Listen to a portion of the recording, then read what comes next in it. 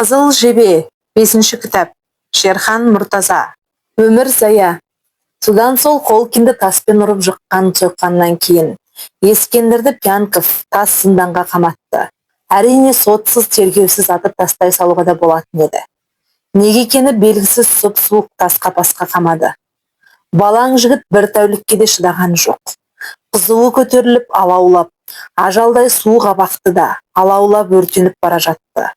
Лагердің емшісі келіп, ес-тұсынан айырылып жатқан Ескендірді лазаретке алдырды. Қос өкпе қолқамен бірге қабынып, қап-қара болып үсіп кеткен екен. Лагердің емшісі Пянковқа: енді бұл адам қатарына қосылмайды, өліп қалмай тұрғанда еліне қайтарып жіберейік деді. Пянков қарық-қарық күліп алды да: қайда өлгені бәрібір емес пе? Оны сонау Мәскеуге кім апарады? Жетім шағалаға да тың айтқыш керек еді. Топырақ пендеге туған жерден бұйырсын деген ұғым бар. Пянковта ондай ұғым жоқ. Қу сүйегің саудырап қайда қалады, оған бәрібір. Империялық сана адамды отансыздыққа баулиды. Мысалы осы Ескендірдің атасы Рысқұл баяғыда бодай-бодан қашқанда тек бостандық тілеген жоқ. Ноқталы басқа бір өлім. Өле кетсем өлігім туған жерде қалсын деп тіледі Құдайдан. Арманы Ақсу Жабағалы еді. Оған жете алмағанмен нағашы жұрты таластан мәңгі мекен тапты. Осыдан бір ай бұрын туған әкесі Тұрар Ескендірге өсиет арыз айтып: сүйегімді тапсаң, Рысқұлдың қасына апарып қой деді. Үміт шіркін не дегізбейді. Жалғанда жалғызғы Ескендірдің мұндай халге түсетінін Рысқұл қайдан білсін. Әлі жас қой, бірдеңе етіп тырмысып, тырбанып, ажал құрығынан құтылып кетер деп үміт етіп еді. Енді сол Ескендір құлақ естіп көз көрмеген жетім шағала деген кішкентай аралда қалып барады. Ал Пянковта отан жоқ. Оған бәрібір, қарны тойса сол жер отан. Отаннан тамыры үзіліп қалған. Емханаға Ескендірді іздеп келіп, көңілін сұраған жалғыз жан Мирхайдар Фаткулин болды. Жаныңда жақының жоқта, жер түбіндегі алақандай аралда, ажалмен арпалысып жатқанда, жанашыр біреу табылып, хәлің қалай деп бір ауыз сұрағаны, дүниенің бар байлығына бергісіз олжа. Хәлләр нешек, Өмірзая, деді Фаткулин, екі иінімен дем алып, екі беті алаулап жатқан Ескендірден. Хәлді көріп тұрсыз ғой, Мирхайдар аға, дейді ентігіп, дем жетпей жатқан Ескендір. Өмірзая дегеніңіз не, Мирхайдар аға? Көз нұрым, не десем екен, Өмірзая ол орысша подснежник. Бәйшешек, дейді Ескендір қазақшалап. Өмірзая тұғырысында бізде татарларда жыр бар. Айтыңызшы, Мирхайдар аға, ол бик мұңлы, сені расстроить етерге бөлмей. Айтыңыз, маған мұңлы музыка ұнайды. Өйткені өмір солай. Яри күз нұрым айтайын. Фаткулин терезеге қарап, көзін жұмып, жайлап бастайды. Боз котловий регач жер өстіне, Өмірзая чыға қарағыз, Өмірзая чыға, Өмірзая қалқа, Өмірзая суза сабағын, боз котловый кебек күн көрештен. Шығасым ләкилә тизрәк, Өмірзая кебек, Өмірзая кебек. Өмірзая кебек тиз үрләп, Өмірзая бик тиз үсен чыга. Бик аз ғана яши турияп, Өмірзая бик тиз башын асқа ия. Өмірзая сула мұңайып, як мен яшар идем озақ-озақ. Менем келмей, олай буласым, Өмірзая кебек, Өмірзая кебек. Өмірзая кебек суласым. Фаткулиннің даусы пәс, жарықшақтау болғанымен, шын сезімнен шығып, өзінің де кеудесіне мұз боп қатып жатқан көңіл жібіп шырқағанда, дүниеде бұдан асқан әнші жоқтай көрінді. Ескендір әлгі әннің сөздеріне көбінесе түсіне алмады. Бірақ бәйшешек туралы болған соң, ән ырғағының өзі-ақ оның тағдырын айтып бергендей болды. Яғни көктем шығып, тоң жыби бастағаннан ақ жер бетіне қылтиып бәйшешек шығады. Оның өмірге ынтызарлығы сонша тез өсіп, сабағы тез ұзарады. Мұзды тоң секілді күнкөрістен мен де тезірек құтылғым келеді, дейді әнші. Бәйшешек сияқты тез-тез құтылғым келеді, дейді. Бірақ бәйшешек байғұс тез өсуге асыққанмен ғұмыры қысқа, мұңайып тез солады дейді. Жоқ, мен бәйшешек сияқты тез солғым келмейді. Мен ұзақ өмір сүргім келеді дейді. Жөтел қысып ентігіп жатып ескенді. Әннің соңғы жолдарын әнмен қайталамақ болады. Юкмен яшар идем ұзақ, менем келмей алай бұласым, өмірзая кебек суласым. Жоқ, Мирхайдар аға, мен өмірзая сияқты тез солғым келмейді. Дұрыс бауырым, сенің организмің жас, ауруды жеңесің, көз нұрым, айығып кетесің. Тек аурумен күресе біл, деп Фаткулин қуат берген болды. Әніңізге көп рахмет, Мирхайдар аға. Осыдан қайтып, қайырлы күндер туса, Арифа апам түрмеден шықса, Рысқұловтар қайтадан бір бас қоссақ, мен сіздің осы әніңізді айтып берем. Арифа апам бәрін түсіндіреді. Ол кім Арифа? Тұрар Рысқұловтың қайыненесі. Ода түрмеде ме? Я. О, қаһар соққан қатыгез заман. Хош, Искандер, менің мұнда екенімді біліп қойса, Холкин оңдырмас. Сен одан біздің бәріміздің кегімізді алып бердің, Искандер. Бірақ жаны сірі екен. Қайтадан жұмысқа шықты. Бұрынғыдай емес, жуасып қалған сияқты. Рахмет саған, Искандер. Ескендердің сүйегімен жетім шағаланы айтпақ болған сол Пянков. Лазаретке ентігіп, еңпең басып, өзі келсін. Емшіге Ескендер Рысқұловты тез жолға дайында деді. Не боп қалды? Білмеймін. Мәскеуден пәрмен келді. Алып келіңдер дейді. Ескендерді арбаға мінгізіп, пароходқа алып бара жатқан жолда ылдидан өрге тас тасушылар ошарыла тұрып, оқшиыса қарап қалды. Біреуі, бастықты ұрып жықсаң, елге қайтарады екен ғой деді. Еліне қайтара ма, әлде материкке алып барып атама деді басқа біреуі. Сүлдесі сынық Ескендер әлсіз қолын көтеріп, қоштасу ишарасын жасады. Холкинді ұрып, карцерге түсіп, қос өкпеден айырылмағанда, осылардың арасында жүре беретін бе еді. Аз күн тағдырлас болған талайсыз бауырларына қимас көңіл танытты. Көптің арасынан әлгі татар кісіні іздеді. Мирхайдар аға деп шырылдады. Мирхайдар Фаткулин. Мирхайдар тачканың сабынан қолын босата алмай, амалы құрып, кеудесін алға сүйреп, мойнын созып, «Хош, Ескендер, бағырем хош» деді. Рухлар сақласын, Құдайым сақласын, сене ғизатлем, әтейіне күргәш сәлем айтарсын. Ескендер әтейін, әкесін көреме, көрмейме, Тұрар Рысқұлов тірі ме, өлі ме, онымен жұмысы жоқ. Бәрі де үміт дүниесі ғой. Кеудеден жан шықпайынша үміт дүниесі өлмейді екен. Еш заман көзге көрінбейтін, оқ өтпейтін, отқа күймейтін, мәңгі жоғалмайтын жан деген құдірет, кеудеңнен қош деп ұшпасын. Жан ұшса тән тулақ. Глебов Рысқұловтың айыптау қорытындысын шығарып, бәрін хаттап та қойған.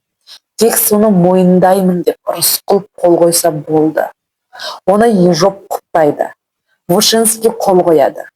Ульрих үкім шығарады. Айыптау қорытындысы негізінен 7 тармақтан тұрады. Бірінші, Рысқұлов 1919 жылдан Иттихад ва Тараки ұйымында болды. Екінші, Энвер Паша және Зәки Валидовпен байланыста болды. Басмашыларға жәрдемдесті. 1921 жыл. Үшінші, Қазақстан, Орта Азия, Завкавказ, Қырым, Башқұртстан, Түркістанды КСРО-дан бөліп әкетпек болды. Сөйтіп буржуазиялық ұлтшыл мемлекет құрып, оны Германия, Жапония және Түркия боданына бермек болды. Төртінші, Рысқұлов Рыковпен бірікті. Бесінші, Сталин, Молотов, Ворошилов, Каганович жолдастарға қастандық жасамақ болды. Алтыншы, Германияның шпионы 1923 жыл. Жетінші, Түркияның шпионы. Мұның өзі РСФСР қылмыс кодексінің 58-де 1А, 58-де 2, 58-де 8, 58-де 11 статьяларына жататын қылмыс. Осы статьялар бекітілсе, Рысқұловқа ату жазасынан басқа жаза жоқ. 1934 жылғы 1 желтоқсанда қабылданған заң бойынша бұл қылмысты іс КСРО жоғарғы кеңесі, жоғары сотының әскери коллегиясының қарауына жатады. әскери коллегияның төрағасы, армвоентюрист Ульрих. Коллегияның құрамында Ульрихтен басқа Брик воентюрист Зарянов, бірінші рангалы воентюрист Кабыдин, бірінші рангалы воентюрист Костюшка, КСРО прокурорының орынбасары Регинский бар. Рысқұловтың тағдыры осы бесеуінің қолында. Адамның тағдырын адамға қаратып қою қиянат. Адамды Алла жаратты. Ендеше оның тағдырын Алланың өзі шешсе керек еді. Мүмкін жаратқан құдірет Рысқұловтың тағдырын шешуді осы бесеуіне тапсырған шығар. Жаратқан құдіреттің ықтиярынсыз еш нәрсе болмайды дейтіні қайда? Сот жабық болатын болды. Куәлер шақырылмайды. Айыпталушы адвокат жалдай алмайды. Әскери сотта адвокат болмағаны ғой. Сонымен Рысқұловты қорғаса, тек бір Құдай ғана қорғайды. Одан кейін өзін өзі ғана қорғайды. Басқа ешкім жоқ. Бірақ соттың ісі созылып тұр. Себебі болмашы ғана бір ілік алдын ала тергеу протоколына Рысқұлов қол қоюы керек. Глебовтың осы арада заңның тәртібін сақтай қалуы түсініксіз. Лубянкада 10 ай отырғызып, соншама сансыз сұрақ қойып, том-том сұрақ жауап жазылғанда, сол томдардың әр парағының аяғына Рысқұловтың қолы тұруы тиіс екен. Ал оған ол қолын қоймайды, үзілді кесілді бас тартады. Глебов оны суға да салады, отқа да салады. Адам жанын қинаудың қанша амалы бар, бәрін істейді. Бірақ тұтқын қол қоймайды. Ақырғы мақсат біреу, Рысқұловтың көзін құрту. Ендеше оның қол қоюының қанша құны бар? Оны кім тексеріп жатыр? Соттың заңдылығын, тергеудің әділдігін таразылап жатқан кім бар? Рысқұловтың қолын қолдан жасай салу қиын емес. Оны қай экспертиза зерттеп жатыр? Сорақы соттың осы бір жерде әділеттік сақтап, ыздия қалуы ақылға қонбайды ақ. Сонымен Глебов ақырғы шабуылдардың біріне шыққан, Рысқұловты кабинетіне алдырып, қойылған айыптарды пысықтап, ал енді осыны мойындайсың ба дейді ғой. Жауаптың орнына Рысқұлов, мен Лениннің өзімен сөйлестім деді. Глебов жалт қарап, Рысқұловтың бетіне үңілді. Ақыры ал жасқан екен деді. Не сандырақтап отырсың? Қайдағы Ленин? Кәдімгі Владимир Ильич. Ол менің сұрақтарыма жауап бере алмай қиналып қалды. Не сұрақ қойып едің? Владимир Ильич, сіз әуелі ұлттар бостандығы туралы ұран тастадыңыз. Ұлттар өз тағдырын өздері шешсін дедіңіз. Кейін жеме-жемге келгенде бұл уәдеңізден тайқып кеттіңіз. Оныңыз қалай дедім. Ол не деді? Ол былай ғой әкетай-ау. Енді былай дей береді. Оңбаған. Енді ұлы әруаққа тіл тигізуге шықтың ба? Деп ашуланды Глебов. Жоқ, азамат тергеуші. Мен болған әңгімені айтып отырмын. Сандалма. Ленин 1924 жылы қайтыс болған. Өкінішке орай. Сен әлі тірісің. Өлген адаммен қалай сөйлесесің? Жоқ, қателесесіз азамат тергеуші. Өлетін адамның тәні ғана. Ал жан өлмейді. Анау мавзолейде жатқан Лениннің сарғайып қураған тәні ғана. Ал жаны жетті оңбаған мракобес. Мракобес мен емес, сізсіз азамат тергеуші. Сіз шын дүниені білмейсіз. Ендеше сол шын дүниені сағынып тұрсаң, кешікпей барасың. Ол рас азамат тергеуші. Сіз де барасыз. Сіз де өлесіз. Глебов селк кете қалды. Глебов талай адамды өлімге өз қолымен аттандырса да, осы өзімде өлемін-ау деген ой басына келмепті.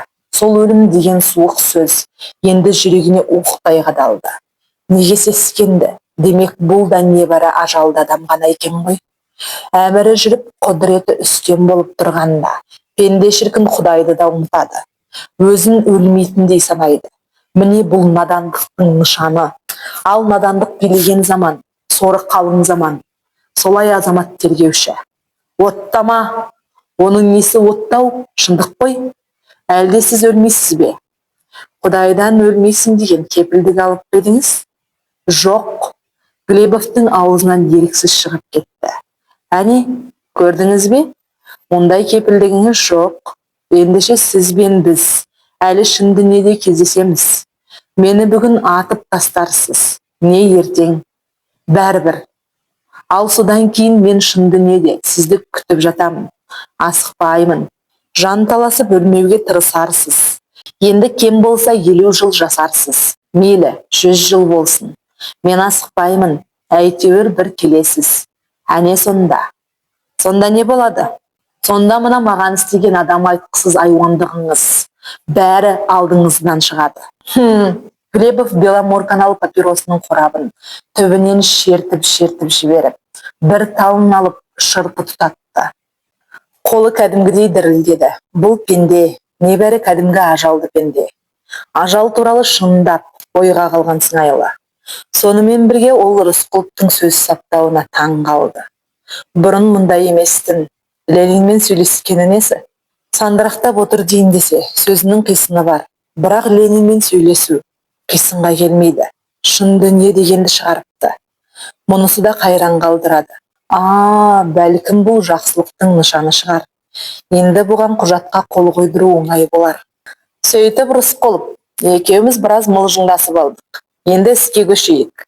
Міне, мына протоколға қол қоясың, деп Глебов түптелген том-том 3 кітапты көрсетті. Деді Рысқұлов.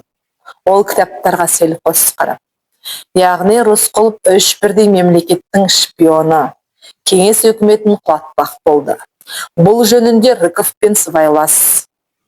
Көсемдердің көзін жоймақ болды. Яғни терроршы. Ұлы Тұран мемлекетін құрмақ болды. Тағысын тағылар. Осы ғой. Оны мен мойындап қол қоюым керек. Осы ғой. Осы. Жарайды, Глебов. Мен қояйын. Бірақ сен Ақ теңіздегі баламды алдыр. Ескендір Рысқұловты осында алдыр. Бір көрейін. Бір-ақ рет. Әйелім Әзизаны, басқа балаларымды қинамаңдар. Олардың ешқандай жазығы жоқ. Мен қол қояйын. Бірақ баламды бір көрсет. Содан соң неге болса да мен дайын. Негізінде талабы дұрыс, рас. НКВД тұтқындармен тәжікелеспейді. Дегенмен қатыгез заңнан да саңырау табуға болады. НКВД үшін алыстағы жатқан баланы алдыру қиын емес. Рас, Рысқұловты тағы да азаптауға болады. Есінен мүлде адастыруға да құдірет жетеді. Өзі де адасуға бейім тұрған сияқты. Бірақ Глебов жалыққан сияқты. Ол Рысқұловқа жарайды деді. Ескендірдің Ақ теңізден оралуы осындай себептен еді. Бірақ ол әкесіне жолыға алмады. Рысқұловтың ақырғы арманы орындалмады. Халық жауларының тізімі оқтын-оқтын Сталиннің алдында жататын. Әрине, халық жауларының қошқарлары бүкіл одақ бойынша миллиондаған жау болса, оның бәрін Сталин қалай оқып отырады? 1937 жылы ұсталғандар түрмелерде әлі отыр. Міне, 1938 жылдың күзі болды. Әлі жаза жоқ. Ұзаққа созылған бұл неғылған тергеу, неғылған сот. Сталиннің көңіл күйіп пәс еді. Болмашы нәрседен көңілі бейжай болды. Дәу қара трубкасын тұтата бергенде, трубка тарс ете қалды да, от шоршып, мұртының ұшын жалап өтті. Кәдімгідей күйген жүннің қоңырсық иісі шықты. Неге екені белгісіз. Әлде золотой руна темекісінің ішіне біреу оқ-дәрі қосып қойған ба? Әлде қалай араласып кетті ме? Бұл не? Қастандық па? Мүмкін біреу оқ атты ма? Басы жап-жалтыр, көмекшінің зәресі кетті. Сталин шегетін темекіні дереу зерттеуге алдырды. Табан астында Ежовты шақырттырды. Сөйтіп темекі ісі басталды да кетті. Ол темекі қайдан әкелінеді? Кім дайындайды? Кремльге кім жеткізеді? Кімнің қолынан, кімнің тексеруінен өтеді? Тұтас тізбек қатаң тергеуге түсетін болды. Құдай қаласа құрбандық мол болады. Мұрттың ұшы үйітілді екен деп тіршілік тоқтап қалмайды. Сталин құсаланып жатып алмайды. Ежовты қасына алып, халық жауларының қошқарларының тізімін қолына қалам алып отырып, қайта қарап шықты. Троцкий шетелде, Зиновьев отыр, Каменев отыр, Томский отыр, Бухарин отыр, Рыков, Рудзутак отыр, Сокольников, Чубар, Радек дейтіндер отыр. Нацмендер деген тізімге келіп еді. Ең басында Рысқұлов тұр. Сұлтанғалиев, Файзолла Ходжаев, Икрамов, Атабаев, Қожанов. Осылай тізбектеліп кете береді екен. Сталин Рысқұловтың тұсына қара қаламды батырыңқырап біраз отырды. Ендігі мәселе сол қалам қалай қисаяды? Сұрақ қоя ма, әлде үшкір таңба қоя ма? Соған тіреліп тұр. Сұрақ белгісін қойса, әлі тергеу созыла түседі.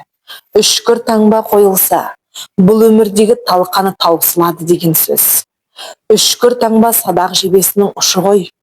Сол жебе жүрекке қадалмақ. Сталин үйділген мұртын сипады. Сарғыш көзі қысылыңқырап, қоңыр қайыспен қапталған дәу есікке қадалды. Есіктен Рысқұлов кіріп келетіндей, сонда Сталин оған: Түркістанның Шыңғысханы, төрлет дейтіндей.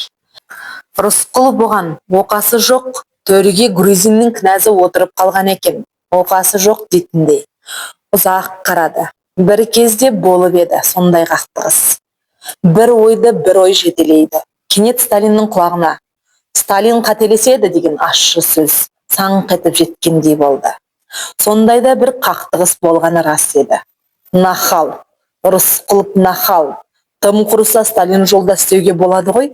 Жоқ, түйеден түскендей қылып.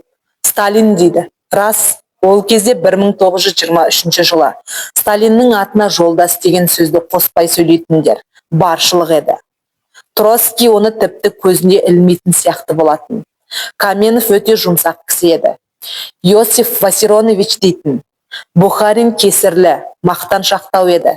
Сталинмен ол да санаса бермейтін. Мейлі, бұлар революцияның тарландары ғой, оларға кешірімді де шығар. Ал Рысқұловқа не жоқ, жасы да кіші, нахал. Ол не демеді? Түрік республикасы деді ғой, дербес мемлекет құрып, жеке дара басқарып отырмақшы болды ғой.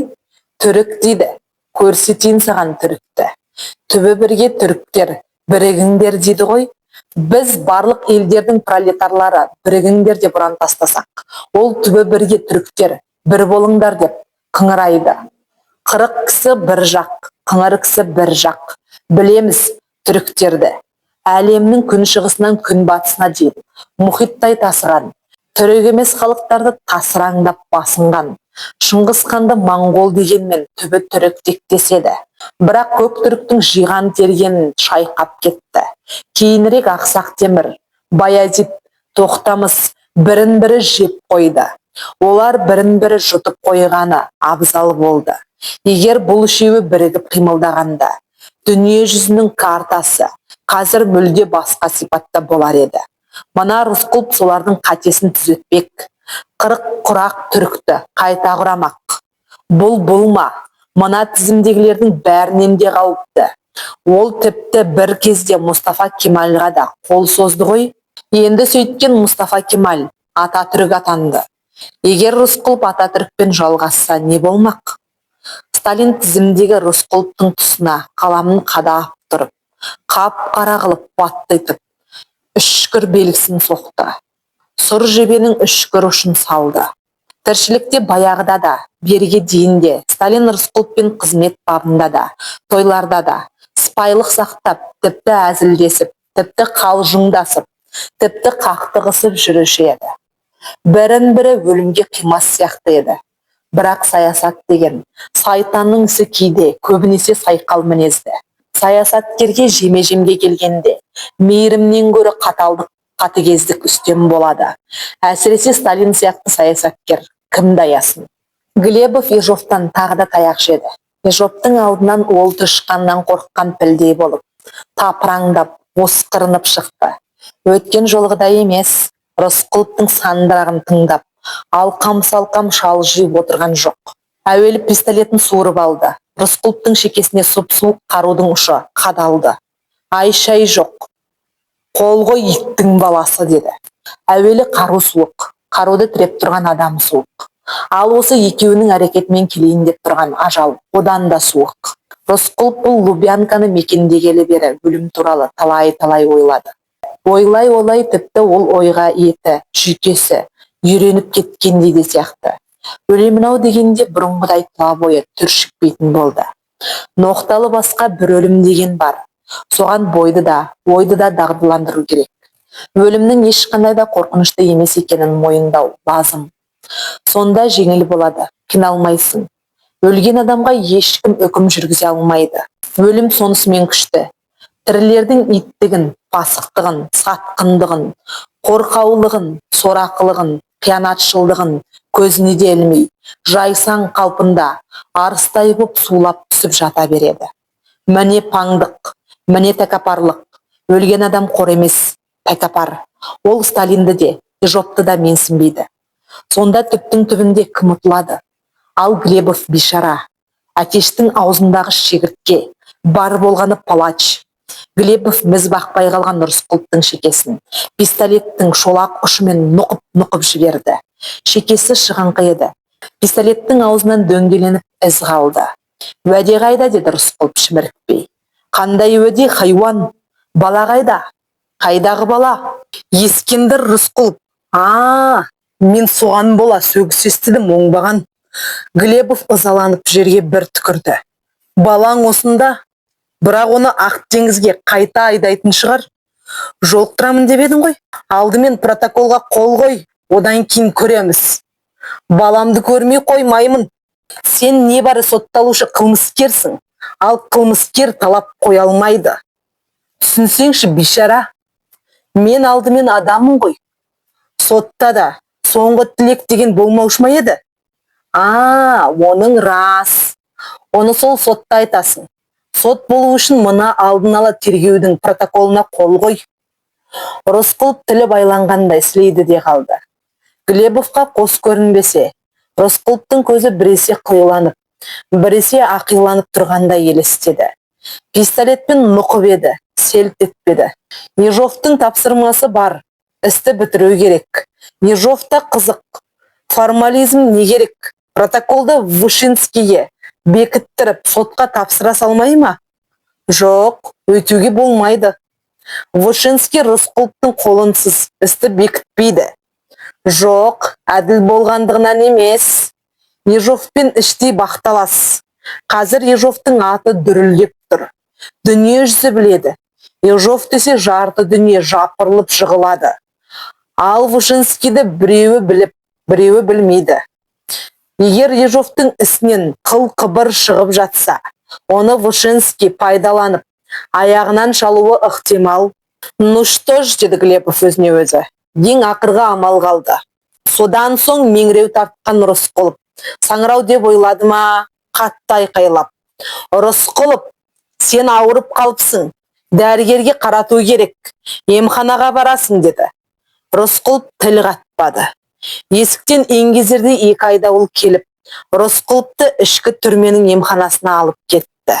Дәрігерден гөрі қасапшыға ұқсайтын ақ халаты кірлеу, мұрны қолапанындай, түкіс біреу Рысқұловтың қан қысымын өлшеген болды.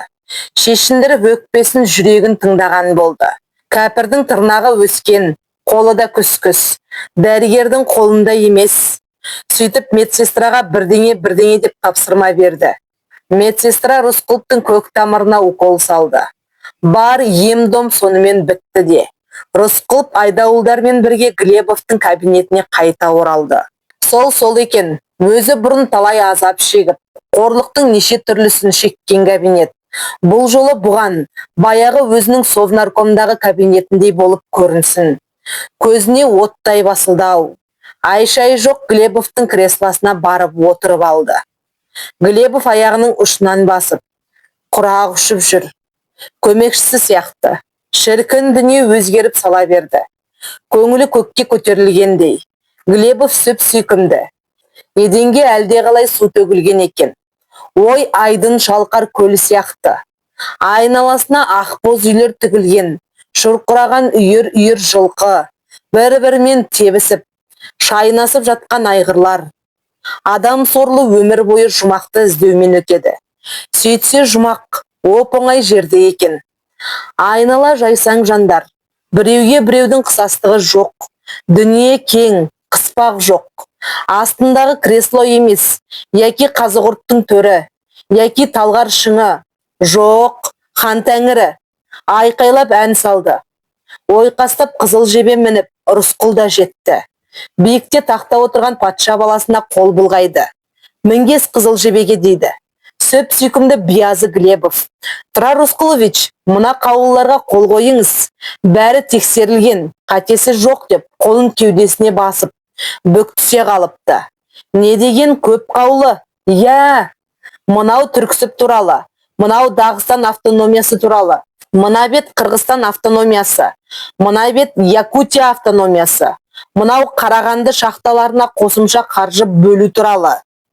Тұрар Рысқұлович, у вас же отличный каллиграфический почерк.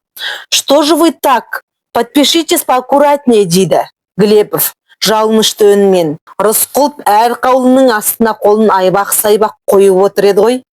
Глебов сорлы содан қорқады. Не деген таусылмайтын көп қаулы? Мынау Әзиза ғой. Неғып тұрсың, Әзиза? Жақындасаңшы бері. Қолыңдағы қызың ба? Атын кім қойдың? Рида. Жақсы екен. Артыңа тығылып тұрған кім? Сәуле? Ей, Сәулешка, келе ғой.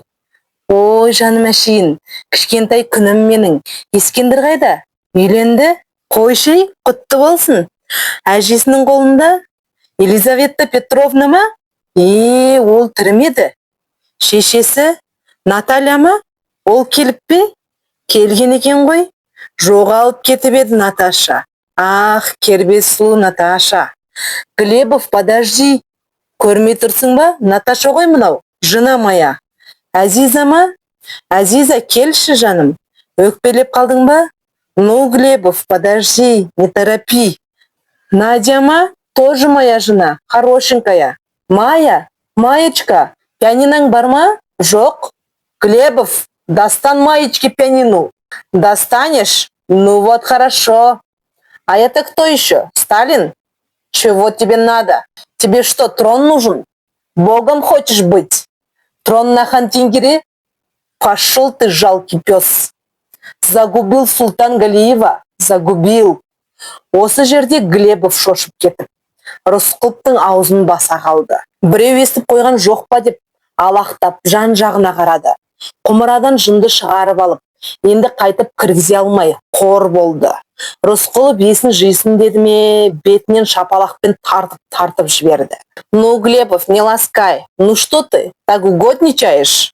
Я тебе не девушка. Не лезь, не лезь. Шыбын шаққан құрлы көрмеді. Ну что, Сталин, загубил Ильича? Загубил. Теперь хочешь быть богом? Бог не на Хантенгере, а на Гималаях. Иди туда, если он уступит тебе свой трон. Иди. Ну, Глебов, не приставай. Хватит. Ишь, как ты, шинок, лезать? А ты, Сталин, ступай. Что, турки? Какие турки? Ну что тебе, все мерещится, турки? Түріктер қызыңның қойнынан шықты ма? Нең бар түріктерде? Кто? Мағжан? Воспевал турков. Ты его тоже загубил, да? Ах ты, людоед! Я пантуркист? Кто сказал? Жантоков? Голошокин? Ах, старый козел! Уничтожил царскую семью, съел половину казахов вместе с тобой, Сталин. Теперь за меня, Сталин, как ты сожрал 3 миллиона казахов? Как ты не подавился? Поделился с Голошокиным? Ну да, поделился. Как? Как? Казахи совсем не годились для роли долговечного исторического народа? Это твоя теория? Что? Что? Тебе нужна была территория? И поэтому уничтожить казахов? Бог ошибался, создавая казахов? И ты намеревался исправить эту ошибку? Глебов буыны бөле жаздады. Бірақ Рысқұловтың арынының тоқтауға шамасы келмеді. Шыдай алмай шылым тұтатып еді. Рысқұлов атып тұра келді. Пожар! Пожар! деп айқай салды. Мировой пожар! Горит Рейхстаг! А это ты, Георгий? Привет, дружище! Ада, мы с тобой отдыхали в Крыму. Помню, помню. Слушай, Дмитриев, я тебе из Лубянки писал письмо. Не дошло? Что? Сталин перехватил? Я обвинил тебя, что ты связан с Рысқұловым? Ах, дерьмо, мешок дерьма. Глебов шыдай алмай, Рысқұловты пистолеттің дүмімен құлақ шекеден бір ұрып құлатты. Консилиум Ескендір Рысқұловтың көп болса бір апталық өмірі қалды деп шешті. Қос өкпесі де іркілдеп іріп кеткен. Оны емдеп жазатын ешқандай құдірет жоқ. Сондықтан деді консилиум, баланы түрмеге қайта салудың ешқандай реті жоқ. Егер туған туысқаны бар болса, солардың қолына берген жөн. Аурухана оған енді керек емес. Әрі десе мұнда онсыз да орны жетпей жатыр. Баланы шығарып жіберген дұрыс. Ауруына байланысты деп Ескендірді тұтқыннан босату үкімі шығарылды. Сені өз қолына алатын кімің бар деп сұрағанда, Ескендір кімді айтуды білмей қиналды. Кім қалды? Әкесі, егер тірі болса, түрмеде. Әзиза айдауда. Түйметайдың не болғанын білмейді. Надя, бір сау қалған сол шығар, бірақ халық жауын, ол қабылдар ма екен? Менің әкемнен басқа ешкімім жоқ, деді Ескендір. Ол өзі де түрмеде. Мені соның қасына апарып қамаңыздар. Түрме басшылары жоқ, ол болмайды, ол мүмкін емес деп шешті. Онда мені Ақтеңізге апарып тастаңыздар. Онда бір нәрсен қалып кетіп еді? Мына дерт сол Ақтеңізден тапқан олжан ғой. Өлген адамға жетім шағала жақсы мекен. Жетім шағала жұмақ емес шығар. Жетім шағалада өмірзая өседі. Өмірзая? Ол не? Бәйшешек, подснежник. Бәйшешек барлық жерде өседі. Жетім шағаланың бәйшешегі өзгеше. Несімен? Өмірзая бик тез үсеп чыға. Бик аз ғына яши турайып. Өмірзая бик тез башын асқа ия. Өмірзая сула мұңайып. Жөтеліп, ентігіп әрең айтты. Әнімен айтты. Бұл әнді қайдан білесің? Сонда бір жақсы адам үйретті. Татар болды ғой. Я, жетім шағалада сенсіз де мұң көп. Қане, кім бар сені қолына алатын? Ескендір Рысқұлов көп ойланды. Кім бар? Әкесі Қазақстанға жет деп еді. Онда қай туысқан бар? Есіне ешкімді түсіре алмады. Түлкібас деуші еді. Кейде Түркібас дер еді. Неге дегенде о басында Түркібас деді. Кейін Түлкібас болып кеткен. Лы мен ырдың сөйтіп шатасып жүретіні болады. Әйтпесе Тараз емес, Талас деуші еді әкесі. Төменгі Таласқа бар, сонда бабаң Рысқұл жатыр деп еді әкесі. Мүмкін соған жеткізіп салар. Мені төменгі Таласқа апарып тастаңыздар, деді Ескендір. Ол қай жер? Қазақстанда. Онда кімің бар? Бабам бар, дедушка, Рысқұл аты. Шақыртсақ сені келіп алып кете ала ма? Жоқ, ол өлген. Бала, сен не? Чеховтың Ванкасы болайын дедің бе? Деревне дедушке, солай ғой? Ескендір ұзақ жөтелді. Езуінен қанды көбік көрінді. Есінде ештеңе жоқ. Мең-зең, пистолеттің дүмі тиген жер, томпайып ісіп қалыпты. Соны қолмен сипалады. Бұл қайдан ісіп жүр? Есіне ештеңе түспейді. Әлде соншама ұзақ ұйықтап қалған ба? Денесі дене емес, құр сүлде. Әлде өліп тірілгені ме? Әлгі өлгенде жан бөлініп, шын дүниеге барады дегені қайда? Шын дүниені көре алмады. Тіпті елесте жоқ. Бұл қалай? Жүрегіне май кілкігендей, көңілі мүлде бейжай. Бұл қайдан пайда болды деп, шекесіндегі ісікті тағы сипалады. Сыздап ауырады. Әлде төсектен құлап түсті ме? Есінде жоқ. Әлде Глебов тағы соққылады ма? Онда білер еді ғой? Жоқ. Біраздан бері Глебов қол жұмсаған жоқ. Глебовты көрмегелі бері қанша күн өтті? Бүгін қай күн? Қай ай? Әлде талай жылдар өтіп кетті ме? Мұна өзі Лубянка ма? Жоқ әлде басқа түрме ме? Жан жағына қарайды. Баяғы сол тор көз соқыр терезе. Баяғы сол тұмшаланған жарым жан шам. Босағада параша. Жалғыз орындық. Басқа ештеңе жоқ. Сол қарағай төсек. Қарағай иісі сезілмейді. Түкте түсініксіз. Сөйтіп отырғанда айдауыл келіп есікті ашты. Жүр, деді. Рысқұлов жүре алсашы, қисалаңдап құлай береді. Аяғының буындары былқ-сылқ, жер тіреп тұра алмайды. Айдауылдың сүйемелдеуімен үстіңгі қабатқа әрең шықты. Үйреншікті кабинетте Глебовтың орнында. Бұл жолы Нейман отыр. Отыр деді, үні қатқылдау. Оқы деп бір парақ қағаз ұсынды. Рысқұлов бұрандасы жоғалып, бір көзі түсіп қала беретін көзілдірігімен қолымен ұстап қағазға үңілді. Айыптау қорытындысы деп жазылыпты. Одан жоғары оң шекесіне бекітемін, Вышинский деп қол қойыпты. Айыптау қорытындысы 7 тармақтан тұрады екен. Сол баяғы Иттихад, Энвер Паша мен Зәки Валиди, Қазақстан, Орта Азия, Кавказ сырты, Қырым, Башқұртстан, Татарстан елдерін КСРО-дан бөліп алу, оларды Германия, Жапония және Түркия боданы ету, Рыковпен байланыс, Сталин, Молотов, Ворошилов, Кагановичке қарсы террор ұйымдастырмақ әрекет, Германияның шпионы, Түркияның шпионы, бәлендей статьялар бойынша іс КСРО жоғары сотының әскери коллегиясына тапсырылсын. Рысқұлов Нейманға қарап, мен протоколға қол қойған жоқпын. Мына қорытынды заңсыз деді. Бұл подлог. Глебов енді басқа қызметте. Ол жоғарылап кетті. Оның орнында әзірше мына менмін. Сіз көптен бері көрінбей кетіп едіңіз ғой? Я, іс сапарда болдым. Білесіз бе қайда? Қайда? Қазақстанда. Менің ісім бойынша шығар. Бір жағынан о да бар. Сондағы әріптестерге көмектестім. Мұндай сырды мен сияқты тұтқынға айтуға бола ма? Нейман қызарақтап қалды. Сіз сыр шашпайсыз. Рахмет сеніміңізге. Жантоқовты білесіз ғой? Я, білемін. Сол сізден кешірім өтінді. Қалайша? Ол ату жазасына бұйырылды. Ол да? Я, ол да халық жауы. Сізге бекер жала жаптым деп өкінді. Демек мен ақпын ғой? Жоқ. Неге? Кінәләріңізді өзіңіз мойындап отырсыз. Қалай? Мен мойындаған жоқпын.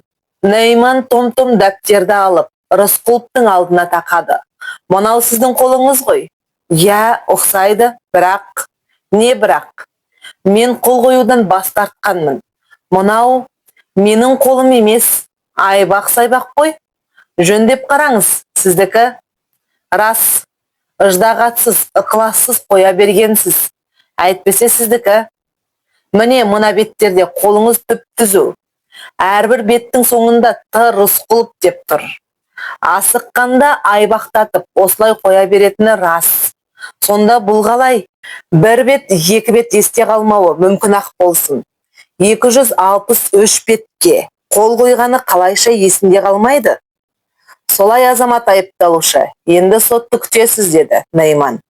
Не айтайын деп едіңіз? Жантоқов. Я, Жантоқов. Ол қалайша? Я, ол маған жапқан жаласын мойындағаны есепке алынбайды ма? Алынар ма еді, кім біледі? Егер сіз өзіңіз айыбыңызды мойындамасаңыз, мен мүмкін ауырған шығармын. Ақыл есім түзу болмаған шығар. Оны дәрігер экспертиза арқылы анықтауы керек. Енді кеш. Қазір есіңіз дұрыс, сап-саусыз.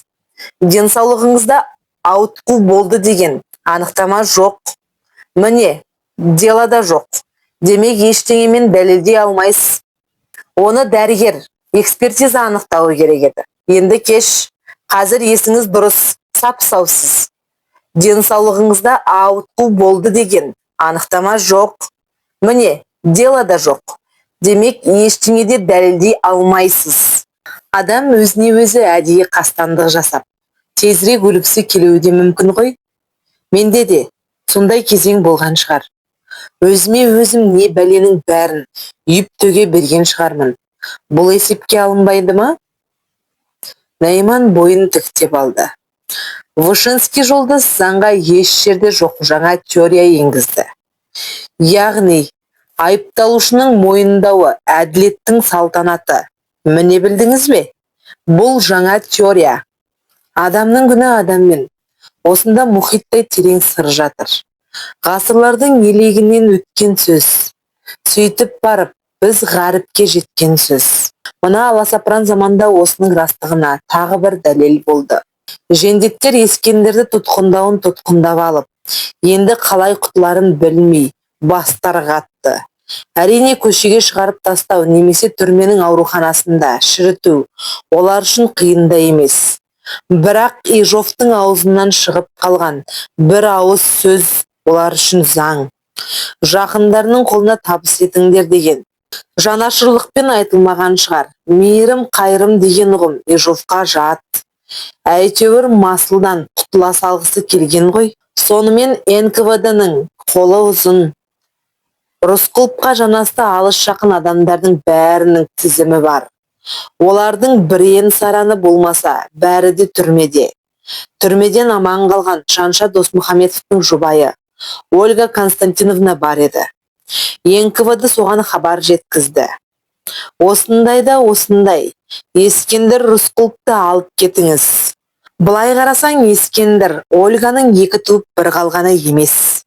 Егер Ескендір туған сіңілісі Надяның баласы болса бір сәрі.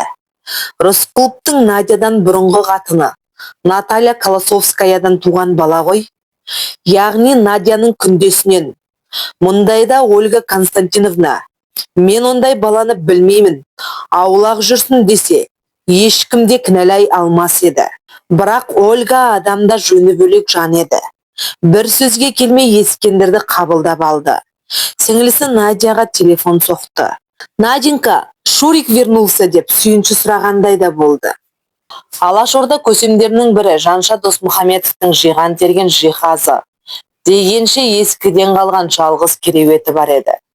Оның өзі көне заманның көзіндей піл сүйекті тектес ақ кереует болатын. Айыбы бір аяғы жоқ еді. Оның орнына кірпіш қалап қойыпты. Қалуға ма Воронеж бе әйтеуір біреуінде көп жыл жер аударылған Алашорда ханы Жанша ақыры Мәскеуге келіп, осы бір-екі бөлмелі пәтерге тұрақтаған. Сәбит Мұқановтың Адасқандар романын қазақшадан орысшаға аударып, оны осы Ольга машинкаға өз қолымен басып, Жанша баспаға апарып тапсырып еді. Ақшасын әне-міне аламыз-ау деп жүргенде Жаншаны НКВД алып кетті. Сол кеткеннен ұшты-күйді хабарсыз.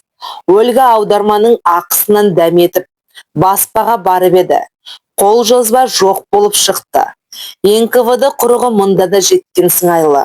Сөйтіп күн көрісі шықпа жаным шықпа болып отырған Ольганың да бар байлығы ақ кереуеттің үстіне Ескендір Рысқұлов сылай түсіп жатып алсын. Қос өкпеден тырнақтай қалғанша тыным таппай жөтеліп жатты. Екі беті алаулап, көзі оттай жайнап, жарық жалғанның соңғы сәулесін сіміріп, жанталасқан сәт келді. Апалы сіңілі Ольга мен Надя оның асты үстіне түсіп, аузына су тамызып, ақтық қызметтен аянбады. Рысқұловқа екеуінің де өкпесі қара қазандай болса да, оның жалғыз жәдігері аз күн дәуреннен соң бұл дүниеден өтерде. Ольга мен Надя өткен кеткен өкінішті ұмытып, жандары мына міскіннің жанымен жалғасып, осының жанымен бірге шығардай шырылдады. Шурикті тірі қалдыра көр деп Құдайға жалбарынып бақты. Бірақ олардың арызы Құдайдың құлағына жеткен жоқ. Ескендір шаштың бір қылына ғана ілініп тұрғандай, үзілуге жақын қалды. Соның өзінде есінен бір танған жоқ. Тынымсыз жөтелдің ара-арасында ентігіп, екі иығынан демалып сөйлеп жатты. Жетім шағаладағы өткен өмірді қиссадай қылып айтып берді. Мирхайдар татар туралы аса бір асқан сезіммен тебіренді. Оның өмір заясын ыңылдап айтты. Өмірде бұдан артық ән жоқ деді. Өйткені ол өзі туралы еді. Көктемде жердің тоңы жібісімен бәйшешек қылтиып шығады. Тіпті қырдың астында жатып та шыға береді. Соншалықты асығады байқұс. Неге асығады? Тез өсіп, тез өлу үшін бе? Өмір зая Ескендірге арналған ән. Мұны шығарған қандай данышпан. Демек Ескендір сияқты қыршын кеткендер бұрында аз болмағаны ғой. Тағдыр солай болған соң не өкініш. Қайран Ескендір, гүлдеп шешек атқанда, үсіп ұрып ызғар соққан бейшара. Оның бұл азаптан құтылып кетуіне де болатын еді-ау. Глебов айтты ғой, Павлик Морозов туралы. Соның тілін алғанда тірі қалатын еді. Бірақ туған әкесіне жала жауып, оны өлімге қиып жіберіп, жер бетінде қайтып жүреді. Рас болса, адамның денесі, адамның киімі ғана көрінеді. Адам өлді дегені киімін ғана тозғаны. Ал жан өлмейді. Жан не адам бейнесінде, не бір жәндік, не бір өсімдік бейнесінде жер бетіне қайта оралады. Ескендірдің жаны сірә өмірзая, бәйшешек болып оралар. Онда тағы да тез солады, бірақ жылда қайтадан шыға береді. Ескендір ешқандай жанталасқан жоқ. Қыңда қиналғанын да білдірмеді. Тек бір сәтке бой жасағандай болды. Тіпті жастықтан басын көтеріп, көңілденіп, қасында отырған екі әйелді үміттендіріп те қойды. Надя қуанып, Құдайға шүкір, беті бері қарады деді. Бәлені көп көрген Ольга үндеген жоқ. Ол ақырғы сәт екенін сезді. Надяны ауыз үйге шақырып сыбырлап, байқұс-ау, дайындалайық деді. Надя үрпиіп қорқып қалды. Ескендір ың-жыңсыз жатып, жай ғана жүріп кетті. Тек бетінің қызылы оңып, бозарып қалды. Күлімсіреп жатқан бойы дүниеден өтті. Екі әйел оны Мәскеу зиратының біріне қоймақшы еді. Ольга айтты, Ваганков зиратында Ғани Мұратбаев жатыр, соның қасына қояйық деді. Сөйтсе оған рұқсат жоқ екен. Оған да өлген адамның атақ даңқы болуы керек екен. Ал Ескендір болса халық жауы. Ақыры крематорий дегенге түсті байғұс бала. Жерден топырақ та бұйырмады. Топырақ бұйырғанда моласына жылда өмірзая өсіп шығатын ба еді. Крематорий оның кішкентай құмыраға салынған бір уыс күлін алып берді. Екі әйел құмыраның бүйіріне Ескендір Тұрарұлы Рысқұлов 1920-1938 жыл деп жаздырды да крематорий қабырғасының бір қуысына апарып қойды. Сөйтіп өмірзая жыры таусылды. Тұрар қатты ұйықтап қалған екен. Өмір таусылып, өлім есік қағып тұрғанда. Бұл қайдағы ұйқы? Кілең ақ қайыңның ішінде жүр. Көктем екен дейді. Бірақ қай жердің қайыңы? Мәскеу түбіндегі Яуза орманында осындай ақ қайыңдар болушы еді. Сол ма? Жоқ көкшенің бурабайы ма? Әлде талғар, әлде ақсу жабағалы ма? Кілең зипа бойлы, сылаң қаққан сұлу қайыңдар. Жапырақтары нәзік, ашаң жасыл. Бір қайыңның бүйірінен жас тамшылап тұр. Әлдекім жаралап кеткен екен. Кәдімгі адам көзінің жасы сияқты, мөп-мөлдір. Жапырақтар сыбдыр-сыбдыр сыбырласады. Ал мынау үнсіз жылайды. Сөйтіп тұрғанда әлгі қайың лезде, Әзиза болып шыға келеді. Рысқұлов жүрегі тарсылдап, қуанып қалады. Бірақ Әзиза қуанбайды. Бұған қарай құшақ жая ұмтылмайды. Қартайып бетін әжім басып, шашы ағарып кетіпті. Әзиза, неге мұңаясың дейді Рысқұлов. Жақындайын десе орнынан қозғала алмайды. Әзиза үн қатпайды. Арада түсініксіз бір көріністер өтеді де. Әзиза қайтадан қайыңға айналып кетеді. Рысқұлов кілең ақ қайыңның арасынан шыға алмай әлі жүр. Әзиза есінен шығып кетті. Әлде қандай құстар шырылдап ән салады. Әлде бір құс тынбастан біреуді шақырады. Жағы сенбейді. Өнінде жалыныш, сағыныш сарыны бар. Бұл да мұңлы. Кенет аяғының астынан бәйшешек көрінеді. Абайламай өзі басып кетіпті. Еңкейіп бәйшешекті түзетпек болады. Бірақ сабағы сынып қалған екен. Қылжиып қайта құлайды. Кенет дауыл тұрып, орман шуылдайды. Ақ қайыңдар бүгіліп жапырақтар жамырап қоя береді. Рысқұлов орманнан жол таба алмай, қалай қарай жүрерін біле алмай, азынаған ушудан үрейленіп барып оянып кетеді. Тұтқын Рысқұлов, на выход деді айдауыл. Түннің қай мезгілі? Белгісіз. Сағат қанша деп сұрады Рысқұлов. Түн ортасы болды деді айдауыл. Түн ортасында тергеуге алып бара ма? Айтпақшы тергеу бітті ғой. Түн ортасында тек атуға алып баратын шығар. Өлімнен қорықпа, өлім түк те қорқынышты емес деп, өзін өзі қанша қайрап, бойын үйреттім дегенмен, тұңғыш рет жүрегі су етіп, тұла бойы қалтырап қоя берді. Сілейіп тұрып қалды. Тек айдауыл мылтықтың ұшымен itергенде ғана ілбіп басып, алға жылжыды. Қанша айтқанмен талай айлар бойы мекені болған көп күн азап шеккен, қаншама ойлар мұхитын кешкен камера ғой. Артына бұрылып қарағай төсекке қарады. Тұмшаланған әлсіз шамға қарады. Олардан басқа ешкімі жоқ. Басқа кіммен қоштасады? Ешкімі жоқ. Жүздеген мыңдаған адамдарды білуші еді. Біреуі жоқ. Құдайдан басқа ешкім жоқ. Ал Құдайдың қалауы осы болса, көнбесіңе не шара? Кәдімгідей үлкен залдың іші жап-жарық екен. Мұндай жарықты көптен бері көрмеген Рысқұловтың көзі қарықты. Қос айдауылдың қақпалауы мен тұтқынның орнын әрең тауып барып отырды. Көзі үйреніп жан-жағына қарап еді. Залда қатар-қатар орындықтар бар екен. Бірақ онда жан баласы жоқ. Төрт жаққа қарап еді. Президиум үстелі қызыл мәуітімен қапталып, о да бос боп тұр. Президиум тұсына КСРО гербі ілініпті. Терезелер қызыл перделі. Рысқұлов сотқа келгенін түсінді. Сот емес, трибунал. Соттың рәсімі көп. Адвокат деген болады. Айыптаушы, прокурор деген болады. Куәлар шақырылады. Мұнда ешкім жоқ. Бірақ кейінірек келетін шығар. Кенет жер астынан шыққандай бір дауыс. «Встать! Суд идет!» деді. Орнынан тұратын Рысқұловтан басқа ешкім жоқ. Қос айдауыл қос қапталында онсыз да қақшиып тұрған. Түкпірдегі есіктен аласа бойлы жылтыр бас кірді.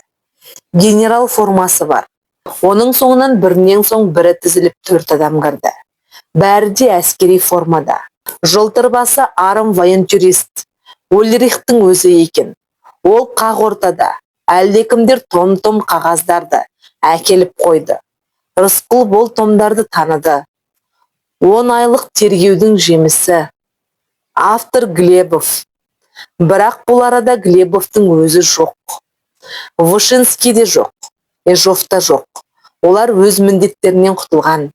Олар енді басқа тұтқындармен әуре. Қамалған жалғыз Рысқұлов емес қой. Бірақ мұның соты жеке өтпек. Жанында 2 айдауыл, алдында 5 генерал. Әскери коллегиясының төрағасы. Ульрих формальды түрде Рысқұловтан өмірбаянын сұрады. Рысқұлов жауап берді. Ульрих Рысқұловтың қандай қылмысы барын тізіп шықты. Сол баяғы Вышинский бекіткен айыптау қорытындысындағы 7 тармақ. Осы қылмыстарыңызды мойындайсыз ба деп сұрақ қойды Ульрих. Жоқ, мойындамаймын деді Рысқұлов. Қалайша деп Ульрих көзілдірік астынан Рысқұловқа шақшия қарады. Мұнда мойындаған қолыңыз тұр деп папкаларды алақанмен ұрғылап қойды. Маған қолды қалай қойдырғанын білмеймін. Сірә есімнен тандырса керек. Өйтіп кеңес тергеу орнына жала жаппаңыз деді. Бірінші рангылы воентюрист Костюшка. Мен кеңес өкіметі үшін кеудемді оққа тосқан адаммын. Менің кеңес өкіметіне қарсы істеген қастығым жоқ деді Рысқұлов. Әлденеден үміттеніп. Сендердің бәрің солай сайрайсыңдар деді Вышинскийдің орынбасары. Рогинский. Сендер Вышинский жолдастың сөзімен айтқанда 2 аяқты айуансыңдар. Айыпталушы Рысқұлов сізбенен тәжікелесіп отыратын уақыт емес. Түн ортасынан алды. Бар болса соңғы сөзіңізді айтыңыз деп. Ульрих жексұрындау күлімсіреп. Менің кінәм жоқ деп айқайлап жіберді Рысқұлов. Бірақ оны мына меңіреу зал мен меңіреу әскери коллегиядан басқа ешкім естімеді. Бұлардың бәрі сөйтеді деді Костюшка. Сот кеңесу үшін залдан шығып кетті. Кеңесу үшін мұндай формализм не керек? Рысқұлов орындықты сықырлатып қозғалақтай берсе керек. Айдауылдың біреуі иығынан түртіп, тыныш отыр деді. Өз емес ойы ғана тыныштық таптырмай бара жатқан. Кеңесуге кетті. Бәлкім ішінде бір имандысы табылып. Ау жолдастар, мұнымыз әділетсіздік қой. Рысқұлов айыбын мойындамады ғой дейтін шығар. Әлдекім атуға емес, айдауға кесім қабылдар. Ендігі ойы осы төңіректен ұзаған жоқ. Рысқұловты ой қыспағында қалдырып қинамай, әскери коллега қағаздай тізіліп, лезде қайта оралды. Олар енді креслоларына отырғанында жоқ. Ольрих бірден үкімді оқыды. КСРО атынан КСРО жоғарғы сотының әскери коллегиясы мына құрамында: Арым военчурист Ольрих, Брига военчурист Зарянов, бірінші рангалы военчурист Кандыбин, бірінші рангалы военчурист Костюшка, КСРО прокурорының орынбасары Рогинский үкім шығарды.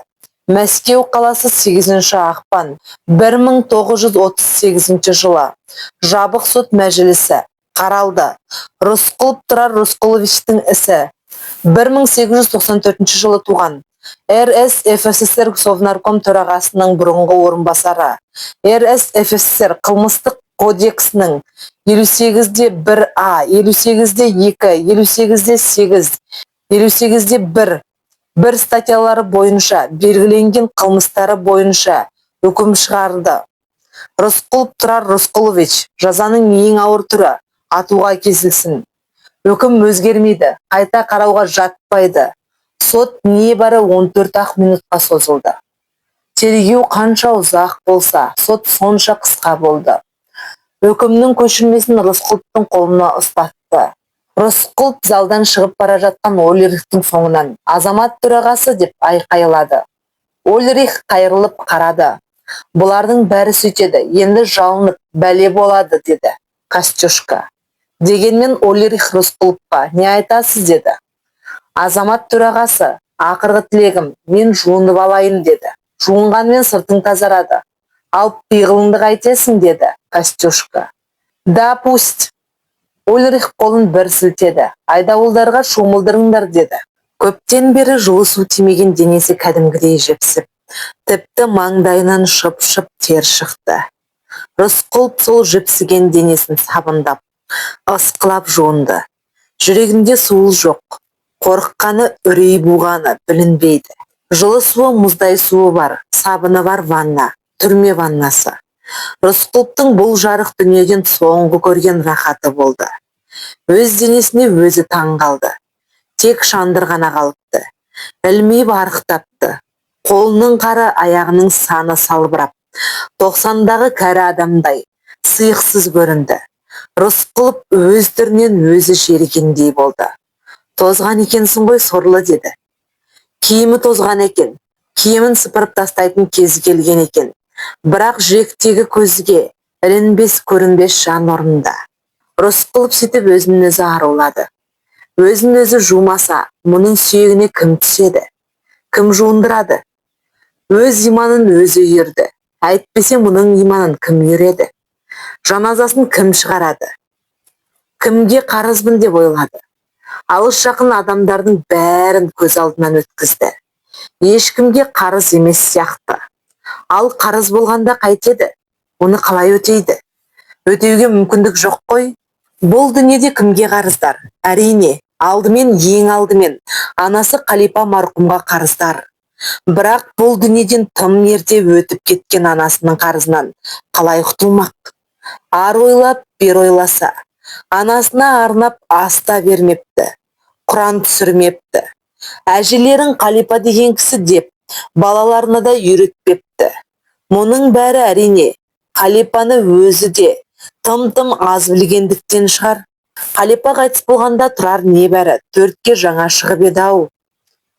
Өзгесін деп өзегінен теппей өсірген өгей шешесі Ізбайшаға қарыздар. Ізбайша да бақытсыз, аласапыранда адасып қалды. Әрине, әкесі Рысқұлға қарыздар. Тым болмаса оның адасқан моласына белгі де қойдырмапты. Әрине кінәлі. Алматыдан Қордайға дейін арқасына салып, меркеге шығарып салып, саймасай болыс кегі үшін қанға қан дегендердің құрығынан құтқарып қалған ахат атасына қарыздар. Өкіметтің қуғынынан жасырып, Қырғызбаев деп өз фамилиясын берген меркедегі Қырғызбай атасына қарыздар. Оның адуынды әм шексіз мейірбан кемпірі Салихаға қарыздар. Ойлап тұрса, Рысқұлов екі аяғы аспаннан салбырап түсе қалмаған екен. Мейірімді адамдардың арқасында жоқтан бар болған екен. Енді міне, солардың қарызынан құтыла алмай кетіп барады. Бәлкім шын дүние бар екені рас болса, сонда құтылар. Бәлкім Рысқұлов осы қарыздың бәрінен осы өмірде-ақ құтылған шығар. 18-19 жылдары, 32-33 жылдары миллиондаған адамды кеңес өкіметі әдейі ұйымдастырған аштық ажалының тырнағынан құтқарып қалып еді ғой. Мүмкін осы есепке алынар. Атуға жаналғыштар қазір келе ме, әлде бір сағаттан кейін келе ме белгісіз. Уақытын айтқаны жоқ. Ату қорқынышты емес, оқ тиер, тыз етер. Оны сезесің бе, сезбейсің бе, Құдай білсін. Атуға дейінгі сәт қиын, күту қиын. Ажал жарықтық қанша дегенмен түсі суық. Ойламайын десең де үрей қинайды. Үрейсіз адам жоқ. Өлімнің мәні де сонда шығар. Сонысымен қадірлі де болар. Адамдар өлімнен қорықпаса, мына былғаныш дүние не болар еді? Одан бетер былғар еді. О басында адамдар өлімнен қорықпайтында заман болыпты деседі. Содан адамдар есіріп, жердің бетін ластап жіберіпті. Дүниеде есірік көбейіп, қылмысқа толып, әлем сасып кетсе керек. Сонда құдіретіңнен айналайын Құдай, олардан үміт үзіп, жер бетінен жойып жіберуді ойлапты. Нұх пайғамбарға әмір беріп, кеме жасатып, сол кемеге тірі жан атаулыны жыныс бойынша бір жұптан мінгіз депті. Кемеге мінгендер ғана болашақ таза тұқым үшін тірі қалып, басқалардың бәрін топан су қаптап өлтіріпті. Жаналғыштар неге кешікті? Өз ажалынан өлгендерге Әзірейіл көзге көрінбей келеді екен. Ал Рысқұловтың Әзірейілі көзге көрініп келуі керек. Көзге көрініп келгені қиын. Камера, тас қапас, меңіреу. Оған арызың өтпейді шіркін. Құдірет бұған күш берсе, темір торды жұлқып сындырып, терезеден ұшып шықса, құдірет бұған миғраж кереметін көрсетсе. Миғраж тек пайғамбарларға ғана бұйырған. Рысқұлов пайғамбар емес, небәрі кәдімгі пенде. Миғраж кереметімен Иса пайғамбар көрден шығып, көкке ұшып кеткен. Мұхаммед пайғамбар миғраж күшімен пыраққа мініп, аспанға ұшып, Жәбірейілмен тілдесіп, Алланың әмірін жерге жеткізген Расул. Жоқ, Рысқұлов тас қапастан шыға алмайды. Миғраж оған бұйырмаған. Кез келгеннің бәрі миғраж күшімен ғарышқа ұшып кете берсе, миғражда қасиет қала ма? Ендігі бір қолыңнан келгені Рысқұлов өзін өзі қайрайды. Үрей болып қалтырама, әлдекімдер сияқты бақырып бажылдама. Ажалды сабырмен күтіп алудың өзі абырой. Жаналғыштардың алдында абыройыңды төкпе, қорықпа. Көп болса пистолетпен атар. Қас қағымса шыдасаң, бәрі бітеді. Бір Рысқұлов осылай дейді. Екінші Рысқұлов көгілдір аспанды, жарық күнді қайтып қиясың.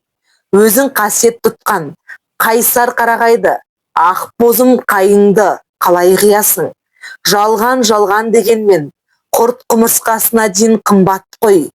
Сені туған елің, жерің бар ғой. Қаһармен қайғы қамаған Қазақстанды, өзің басын қоспақ болған Түркістанды, Тұранды қалай қалдырасың деді. Шіркін-ай, ой дүние-ай, Түркістан түгел болғанда, Рысқұлов бұл қасіретті шегерме еді. Топырағыда бұйырмаған тарыдай шашыраған талапай Түркістан. Дүние алма кезек деуші еді. Ер түріктің тарыдай шашыраған тамтығы қайта бір бірігіп, қайта бір қайраттанып, қанатын керіп, көкке бір самғар күн туар ма екен. Көк бүрінің алтын басы жалтылдап, көгілдір туы желкілдеп, көк түріктің аруағы тіріліп, әлем алдында қасқайып тұрар заман қашан келерсің? О дүние-ай, сонда мен қайта тірілсем, сол күнді бір көрсем, Кер өлеңмен орхон суындай, ертіспен еділ толқынындай, аңырап аққан армандарым-ай, шынымен-ақ адыра қалдыңдар-ау. Менің текті бабаларым, күлтегін мен тоны көк, Тұман хан мен Мөде хан, Есім хан мен Қасым хан, Тәуекел хан мен Тәуке хан, қайдасыңдар? Сендерді алған сұмажал мен бейбақты құрығынан құтқарар ма? Ел деп, жер деп еңіреген ерлерім, жандарың жәннатта болсын, нұрларың пейіште шалқысын. Мына мендей пендеге мезет беріңдер, ажал алдында қуат пен шыдам беріңдер. Тұлпар тектес Түркістан, сенің басыңнан адасып ұшқан бақ, басыңа қайта келіп қонар болса, менің рухым құдіреттің нұрына шомылар, сенің басыңа қайта келіп қонған бақты, бақталас бақастығымен, күншіл қиянатшылдығымен үркітіп жібермесе екен надандар мен жамандар. Қызғыш пен күншілдік, ұя бұзған рушылдық түбімізге жетті ғой. Келер ұрпаққа сол сасық мұра кесірін тигізбесе екен. Қиянат пен қысастықтан мен дүниеден кетермін. Қазақтың жалпы түрік нәсілдің бар жамандығы бізбен бірге жоғалып, дүниеге адал да, асқақ бауырмал, батыр ақылды да тәкаппар ұрпақ келсе екен. Түрік әлемі тұтас болса екен. Арқаның ақ бораны соқты, әуелі жаяу боран еді.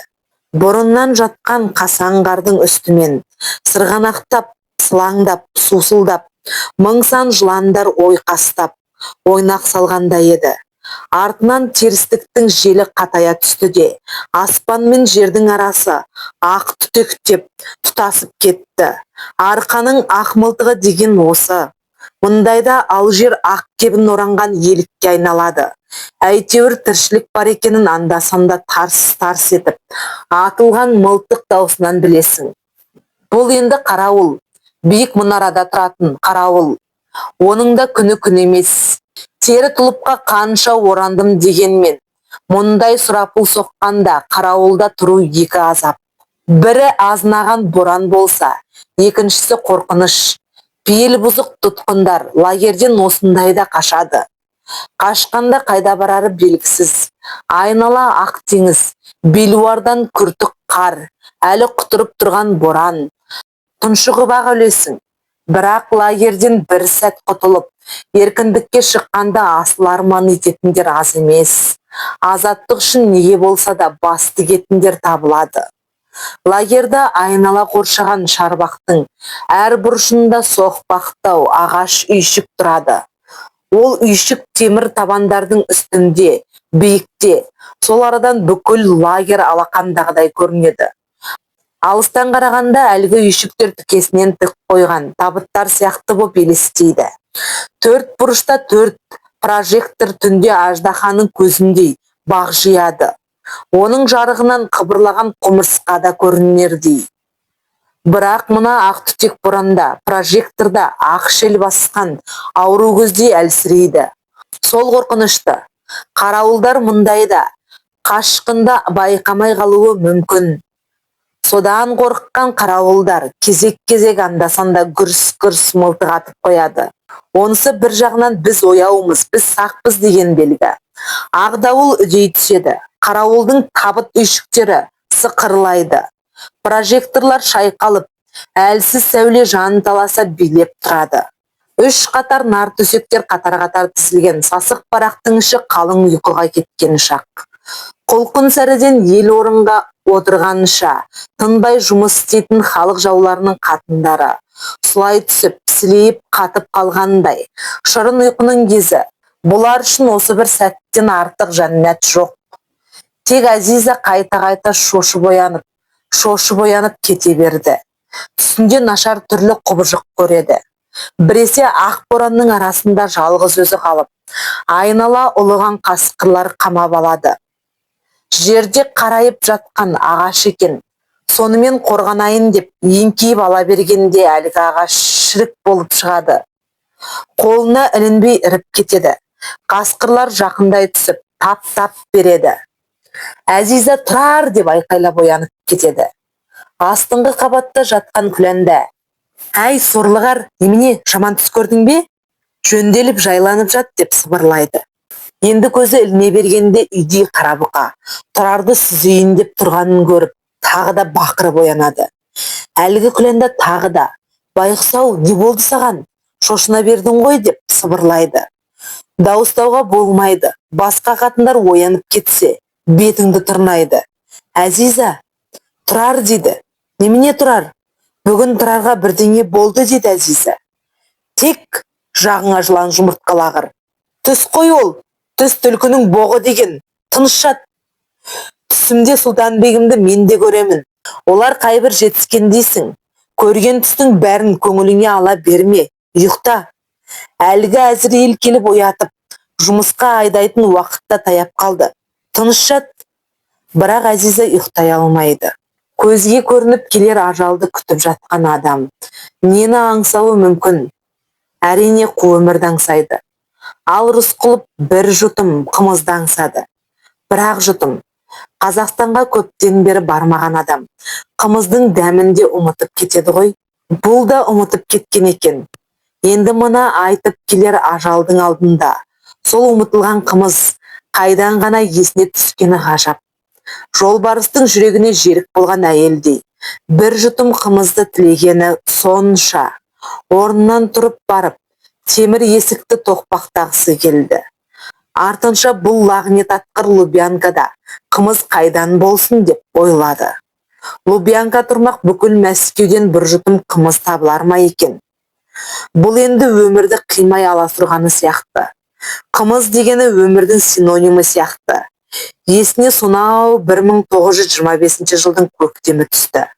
Моңғолстан, Ешкілі тау, айдаладағы Арат дүние, көк шалғындағы тапалы жылқылар бие сауған моңғол келіншек, Араттың жап-жалпақ киіз үйі.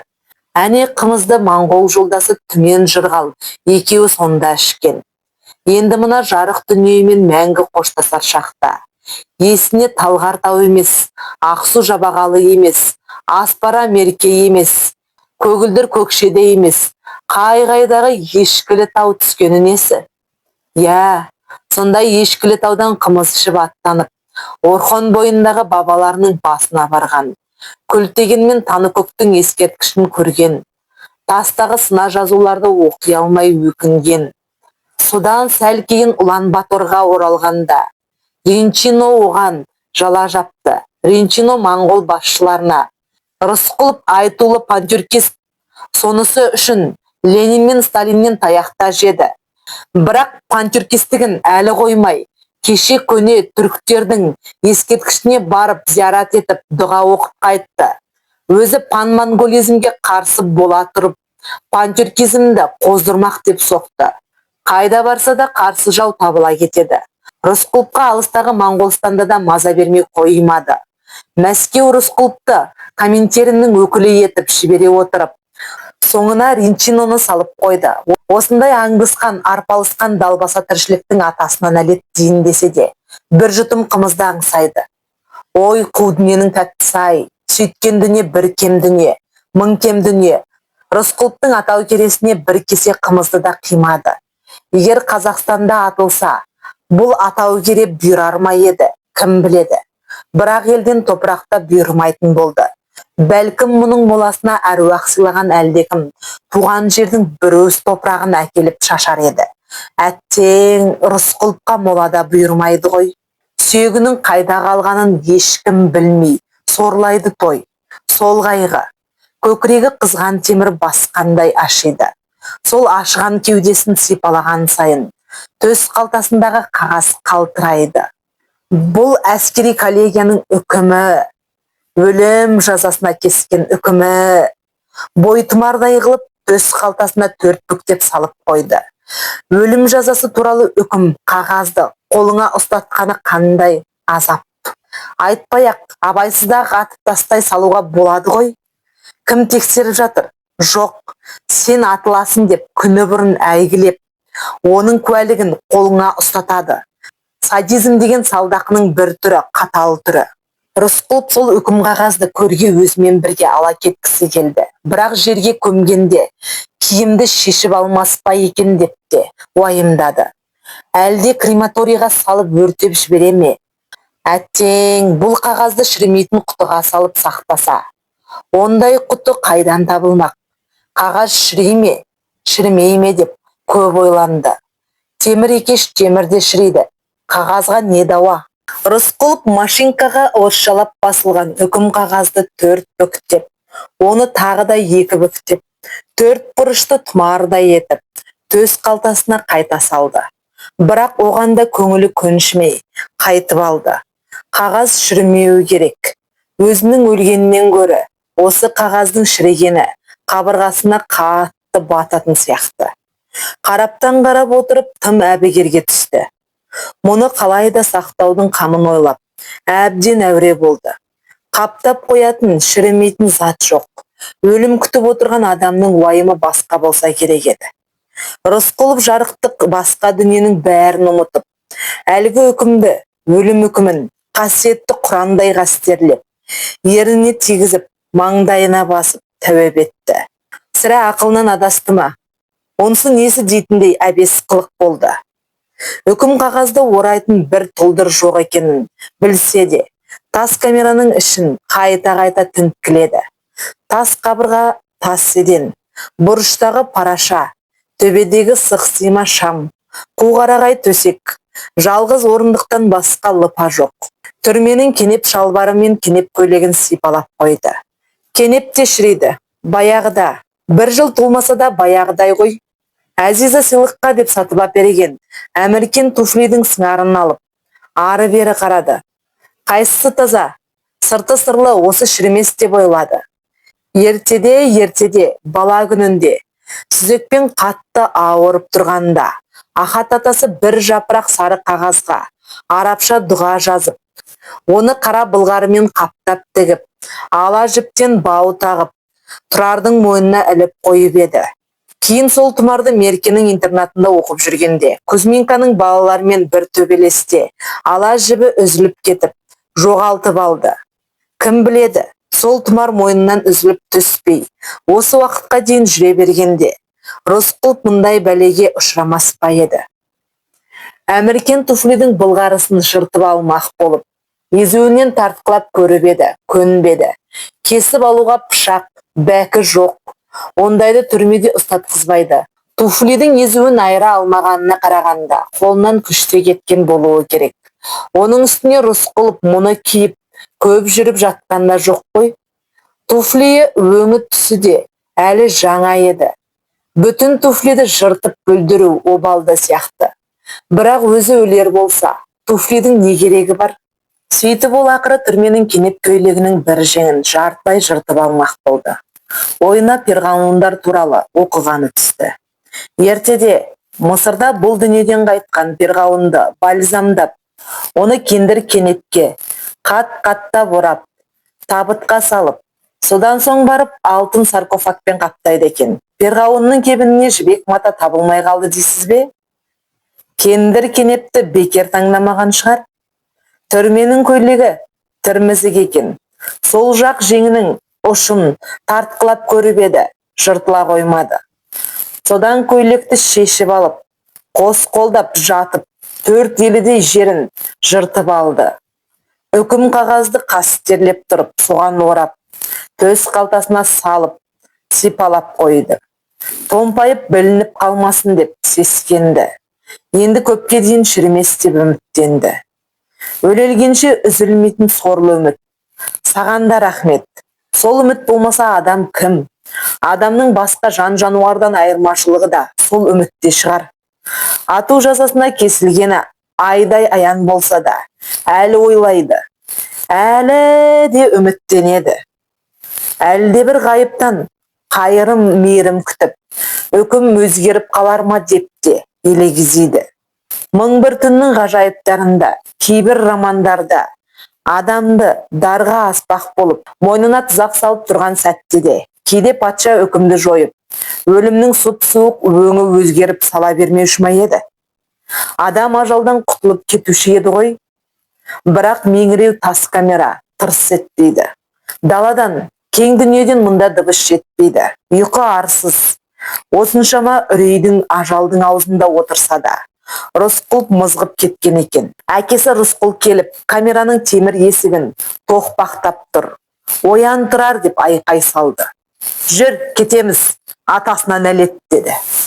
Сөйткенше болмай темір есік шақыр-шұқыр ашылды да, Рысқұлов оянып кетті. Жүрегі түскір зу етіп, тарс-тарс соғып, аузына тығылды. Айдауылдар келген екен. Шық деді. Рысқұлов тас камераға аңырып, айнала қарады да, темір есіктің табалдырығынан аттады. Әкесі әлгінде ғана, жүр кетеміз, атасына нәлет деді. Апаны қайтты. Сол дауыс құлағында әлі тұр. Мың бір түннің ғажайыбы келмеді. Ғайыптан ешкім құтқармады, үкім өзгермеді. Бұған көзі әбден жетті. Бірақ қорқыныш жоқ, үрей жоқ.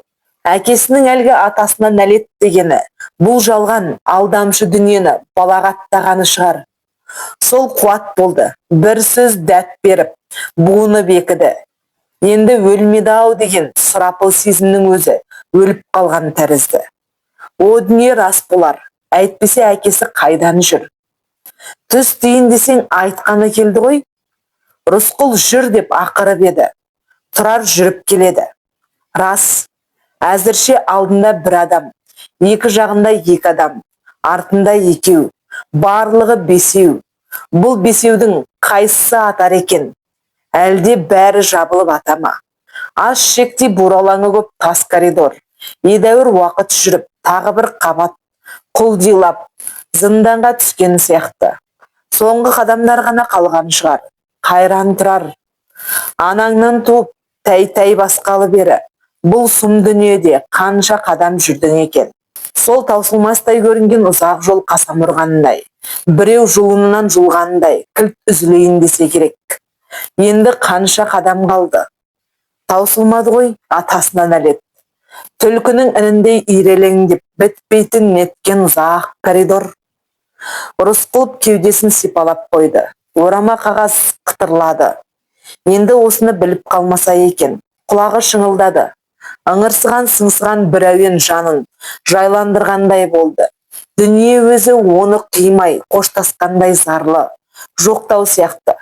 Кейбіреулер зарлы әуенді неге жақтырмайды? Сезімі топастар шығар. Әйтпесе дүниенің көбі зар ғой, жоқтау ғой. Өлімнің сауабы жоқтау. Жоқтауды марқұмның рухы сезіп, риза болады. Ойбай, ойбай деп бақырған обал. Қолыңнан келсе ойбайламай, келістіріп жоқтау айт. Марқұмның тіршілікте істеген жақсылығын айт. Жоқтауда өнер. Өнеріңмен өліні де, тіріні де тебірент. Әне сол сауап. Бірақ Рысқұловты кім жоқтайды? Жоқтаусыз қалған қайранер. Жоғалған көп, табылған аз. Сол жоғалғанның бірі сенсің. Тұрар бауырым, бұл зар баяғыда өзің көрген кер өлең мен Орхонның ағасы сияқты. Баяғы бабаларыңның тас мүсіндерінің қасында тұрып, сол ағыстың армандар ағысының әуезіне құлақ салып едің ғой. Мынау соның сарыны ғой. Кер өлең мен Орхон, ертіс пен еділ, Әмудария мен Сырдария, іле мен шу. Сенің де рухыңды тебірентіп, осылай мәңгі аға берер. Жасыма, атасына нәлет. Сені әлі дүниенің өзі жоқтайды. Мыналар қазір мылтық кезенгенде, қалтырама. Ұлы бабаларыңнан артық емессің. Атса атсын, малғұндар. Кішкентай бір күнді, жарық күнді атып түсіргенін байқамай қалсын. О, жендеттер! Рысқұлов атылған соң дүниедегі жылу сәлде болса кеміп қалатын сезбейсіңдер ғой. Сезбейсіңдер. Дүниенің қайғысы мол. Мынау құлақтағы әуен сол. Әттең дариға. Адам атылған соңда осы ғажайып әуенді естіп жатар болса. Әкесі Рысқұл баяғыша Бодойбоның алтын кенінен қашқанда Ақсу жабағылының аршасының түбіне жетіп, өлгенді армандап еді. Неге десе ол отаны екен ғой. Арша түбінде қалған сүйек шірімейді деседі. Сол арманға әкесі де, баласы да жете алмаса не шара. Мына құлақты шыңылдатқан сол арман зар ғой. Осыны түсіне алмағандар шын бейшара. Кеуек кеуде. Жазмыштан озмыш жоқ. Жазмышың осылай болды Тұрар. Жан дүниеңді түсініп жатқан жан жоқ қасыңда. Қасыңдағылар қаратас, етіктерінің нәлі сақ-сақ етеді. Сен жалғызсың, өкініші көп, өткінші дүние деген осы. Өкінішпен өтіп бара жатқан сен ғана емес. Дәл осы дәлізбен әлгінде ғана құмықтың ұлы қорқмасып өтті. Алдымен сені атпай, оны атқаны несі? Екеуің Гуниб тауының басында тұрып, Шәмілдің аруағына сыйынып, аруағын қолдап, жолбарысың жебесін деп қол жайып едіңдер. Қайда сол аруақ? Неге қолдамайды? Әлде адасып қалды ма? Әлде Лубянканың терең зынданын таба алмай қалды ма? Ажал шындап келгенде аруақты адасады. Ал әкең шақырып кетті.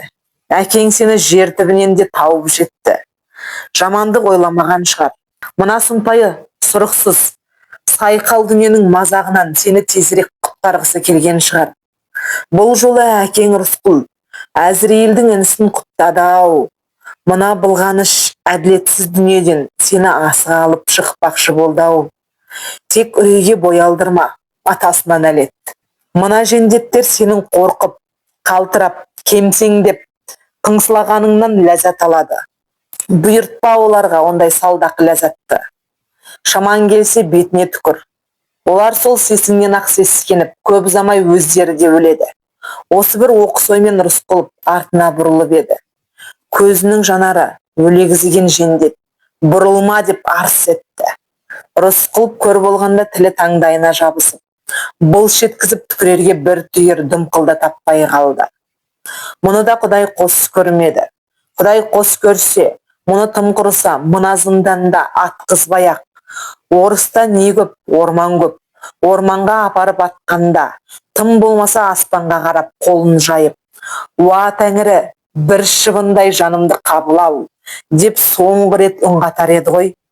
Мына қапаста ондай арызда айт не, айтпа не, Құдайдың құлағына жетпейді. Бір түйір қорғасын оқтың, өтеміне бір түйір түкірікте таппады, не шара?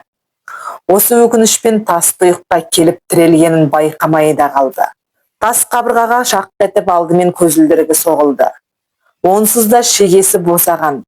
Бір шынысы еденге түсіп, күл талқаны шықты. На счастье, деді жендеттердің бірі. Оған ешкім күлген жоқ. Өлім алдында жендеттерде қобалжып, қалжың-мылжыңға зауқы соқпайды. Рысқұловтың бетін бері бұрып, жон арқасын қабырғаға тіреп қойды. Көзін таңайық па деп сұрады кіші жендет үлкен жендеттен. Да он и так слепой, деп мырс етті үлкен жендет. Слепой екені рас еді. Көзілдірігінің бір көзі түсіп қалған соң, екі көзі екі түрлі көріп, басы айналғандай болды. Снимите ему очки, деді үлкен жендет. Они теперь ему ни к чему, деп келісті кіші жендет. Кіші жендет Рысқұловтың алтын жекті көзілдірігін сыпырып алып, кейін шегініп кетті. Енді Рысқұловтың бұл дүние құр, бұлғаныш дүниеден алып бара жатқан еш нәрсесі жоқ. Откройте ему рот, деді үлкен жендет. Кіші жендет қайтып барып Рысқұловтың шықшытын қысып тұрып, аузын аштырды. Посмотри хорошенько, нет ли золотых зубов? Өлегізген соқыр шамның сәулесінен жөнді көре алмай, кіші жендет Рысқұловтың егін көтеріп, езуін саусағымен көріп, ары-бері үңілді. Алтын тіс жоқ, тістері түп-түгел қасқырдың тісіндей, шайтан алғыр, деді кіші жендет. Эти азиаты ест волки, деп қалды үлкен жендет. Сіз мальство мясо жұрт. Кіші жендет езуіне саусағын салып көргеннен болар. Рысқұловтың аузы түкірікке толып ақ кетті. Жендеттің бетіне былш еткізіп түкіріп кеп жібергенде, әлгі сорлы екі көзін алақанмен басып, әз болды да қалды. Өшін алмақ болып Рысқұловты ішінен бір тепті. Назад, деп ақырды үлкен жендет кіші жендетке. Қаһарына қарағанда ұзақ жыр таусылатын сыңайлы. Рысқұлов бір түрлі жеңілейіп қалды. Жендеттің бетіне келістіре түкіргені бүкіл иттікке, күллі опасыздыққа, жалған дүниенің опасыздығына түкіргені еді. Сонысына өзі де риза болды. Жендеттің тепкенін елеген де жоқ. Аузында алтын тісі болмағаны қандай оңды еді. Әйтпесе мына иттер алтын тісті жұлқылап әуреге салар еді. Мейлі, таза кетіп барады. Ит дүниеден сабақты инеде алып бара жатқан жоқ. Мына кенеп көйлек пен шалбар сірә кебіні болар. Ал аяғындағы әміркен туфлиін біреуі шешіп алар. Әзиза алып беріп еді. Енді бір жендетке бұйырар оқасы жоқ. Ит жалғанда еш нәрсенің опасы жоқ. Үлкен жендет өзгелерді 10 қадымдай кейін шегіндіріп сапқа тұрғызды. Барлығы да нагандарының құлағын сырт-сырт қайырып, шүртпеге сұқ саусақтарын салып, команда күтіп тұрды. Үлкен жендет оғын өмдейін деген шығар. Барлығына түгел атқызбай, Рысқұлов бетіне түкірген, жәбірленген кіші жендетке Черныш бір адым алға деп бұйырды. Тапалтақ Черныш селт кетіп, теңселе жаздап, алға жылжыды. Көзі қысықтау, бет әлпеті таза орыс деуге келмейтін, қоңырқай түсті қоңыр бет біреу. Бірақ жалпы орыста таза орыс бар деуде қиын. Орыспен кімнің қаны араласпаған. Ат деген бұйрық естілгенде Черныш тағы селк кетті. Үлкен жендет содан секем алды ма, әлде мұндайдағы рәсім есіне түсті ме? Отставить деді. Мұндайда әдетте соттың үкімі оқылады. Үлкен жендет қалтасынан қағаз суырып алды. Алайда сықсима шамнан жарытып сәуле табынбаған соң, үкімді оқып жатпай-ақ, халық жауы Рысқұлов атылсын деп бұйырды. Үлкен жендет біресе стрелять, біресе отставить деп тұрғанда, Рысқұловтың көз алдына соңғы суреттері келді. Бүкіл ғұмыры қас қағым сәтке сыйып, жүйткіп өте шықты да. Ең соңында қызыл жебесі, тыпыршыған әкесі Рысқұл тұрды да қалды. Үлкен жендет отставить дегенде, сорлы соңғы үміт тағы да жылт етті. Мүмкін әбден үрей етіп, қорқытқаны шығар, атпайтын шығар. Онысы әурешілік. Ол тағы алданды. Бүкір наган өзіне қаталған буалдыр арасынан көзі шалып қалды. Бірақ бірден атылмады. Өйткені Рысқұловтың түкірігі көзін бітеп тастаған ба? Чернышты жөнді көре алмай, дәлдеп көздей алмай, шамалы іркіліп қалды. Неге атпайсың деп, ұрсама деп. Әйтеуір шүртпені бастау. Наган тырс етті. Рысқұлов құламады. Оқ оң құлағының сырғалығын ғана жұлып түсті. Сырғалықтан қан сорғалады. Жаны шықпай жатып, қан шықты. Сағетер тиді саныма, сақсырма толды қаныма, дереді. Көнедегі жауынгер жырау. Ол тағы да, жапанда жалғыз қалып барамын, жанымда бір туғанның жоғынан, дейді ғой. Жапанда Рысқұлов жалғыз қалды. Обал болды ау деп, аяған жан болмады. Қайта үлкен жендет байғұс Чернышты. Тфу, идиот деп, бетіне бір түкіріп, итеріп жіберді де, оның орнына өзі тұрды. Бір емес екі түкірік жеген Черныш ұтылды ма, ұтты ма? Бұл үлкен мәселе. Құдайдың өлтірме деген өсиеті рас болса, Черныш өлтірген жоқ. Шын дүние рас болса, Черныштың күнәсі жеңілдеді. Ал бұл дүниеде не күтіп тұрғаны белгісіз. Үлкен жендет оны сірә аямас. Түкірумен құтылып кетсе мол олжа. Өз денесінен қан шыққанын көрген соң Рысқұловтан дегбір кеткендей болды. Әуелгі батылдығы тәуекел деп тас жұтып, бекінгені сетінегендей болды. Тіпті аяңдар деп дауыстап та жібере жаздады. Шын сорлы сонда болар еді. Құдай абырой бергенде, санасы тез сауығып, сабыр атасына нәлеттеді. Бұл оның санамен айтқан соңғы сөзі еді. Браунинг тағы тарс еткенін естіді ме, естімеді ме? Еш жері ауырғанда жоқ. Ауырса ауырғанда шығар. Бірақ оны сезген жоқ. Көзінен бір от жарық етті де, шырылдап ұшып, бұлдырап барып жоқ болды. Ар жағы тып-тыныш, жарық та жоқ, түнек те жоқ. Мүмкін көзінен жарық етіп ұшқан жан шығар. Жан кеудеден ұшады деген бекер болар.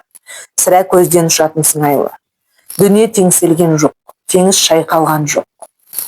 Құлан ектеніп тағы бір таң атып келе жатты.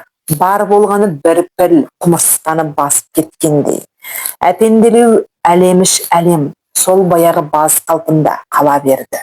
Екі жендет Рысқұловтың былқ-сылқ еткен өлі бойынан Жылу кетпеген денесін қанар қапқа салды да, қабырғадағы тесік науаға сырғытып итеріп жіберді. Өлік салған қапты сырттағылар қағып алып, үсті жабық машинаға лақтырып тастады. Лақтырса лақтыра берсін, атасына нәлет. Енді оны сезіп жатқан Рысқұлов жоқ. Қаңылтырмен қапталған науаның қақпағы қайта жабылды. Қаңылтыры жалтырап кетіпті. Қажала-қажала жылтыр болған ғой. Неге? Немен қажалды екен? Баяғыда патша заманында Лубянканың бұл зынданы бір крещенный татар саудагерінің дүние мүлік сақтайтын қоймасы болған екен. Сол мүлікті сыртқа қап-қабымен осы науа арқылы сыртқа шығарып, қап-қабымен осы науа арқылы ішке кіргізеді екен. Шоқынған татар болса да, ісі әлде қайда иманды. Ал енді кеңес үкіметінің ЧК-сы мен НКВД-сы бұл науа арқылы атылған адамдардың өлігін шығарады. Крашан татардың мүлкі көп қажады ма? Әлде өліктер көп қажады ма? Науа жап-жалтыр. Автордан: Социалистік Қазақстан газетінің жас әдеби қызметкерімін. Секретариат ретушер Ким деген қартаңдау кісі бар. Бір күні кіріп барсам, бір ескі суреттің бетін үшкір пышақпен қырнап отыр екен. Өңіліп қарадым. «Что, не узнаешь?» деді Ким ағай. «Что, не узнаешь» дегені? «Нет» дедім. «Рисикулов» деді Ким. Жүрегім шым ете қалды. Газеттің нөмірі шыққаннан кейін осы суретті оригинал түпнұсқасын маған бересіз бе деп жалындым. «Не знаю» деп тұқшыңдап отырып, «Ладно, только никому не показывай» деді. Суреттің бетін біреу бұрын тырнап бүлдірген екен. Ким соны жамап, жақсап, ретуштап отыр. «Зал, белил нету» деді. «Жаль, белила нету» дегені. Ақ бояу іздеп отыр, әрлеп ақтамақшы. Рысқұлов туралы дүниенің түкпір-түкпірінен тірнектеп жинаған материалдарымның төлбасы осы сурет болды. 1960 жыл еді. Соңғы түйіннің бір байламы. Бас прокурор Руденко демократтау көрінді. Басын изеп амандасып, «Әзиз аға, отырыңыз» деп орындықты көрсетіп, сыпайы мінез танытты. «10 күн күтіп алдыңызға әрең кірдім» деді Әзиза. «Я, оныңыз рас. Кезінде репрессияға ұшырағандардың ісін қайта қарау, қол байлау. Мен шындықты тек сіздің аузыңыздан естейін деп келдім. Тұрар Рысқұловтың 43 жылы өлгені рас па? Жоқ әлде одан бұрын атылды ма?» Әзиза Түбековна, Рысқұлов 1943 жылы өз ажалынан қайтыс болды. Кешіріңіз, бұл әрине сізді жұбата қоймас, бірақ шындық солай. Сол уақытқа дейін ол қайда жүрген? Түрмеде ме, әлде айдауда ма? Я, сұрағыңыз дұрыс, Әзиза Түбековна.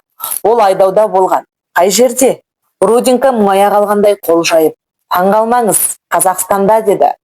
Қазақстанда? Оның қай жерінде? Руденко енді жымиған болды. Қайтыс болардың алдында ол Қостанай даласында екен. Қостанай? Онда лагерь бар ма? Сірә бар болғаны ғой, Әзиза Түбековна. Сенбесеңіз міне, куәлік қағаз. Руденко машинкамен басылған мөрлі гербілі бір парақ қалыңдау қағазды ұстата берді. Военная коллегия Верховного суда СССР. 13 июля 1956 год. Номер НР 001456. Москва, улица Воровского, дом 13. Турар Рыскулов.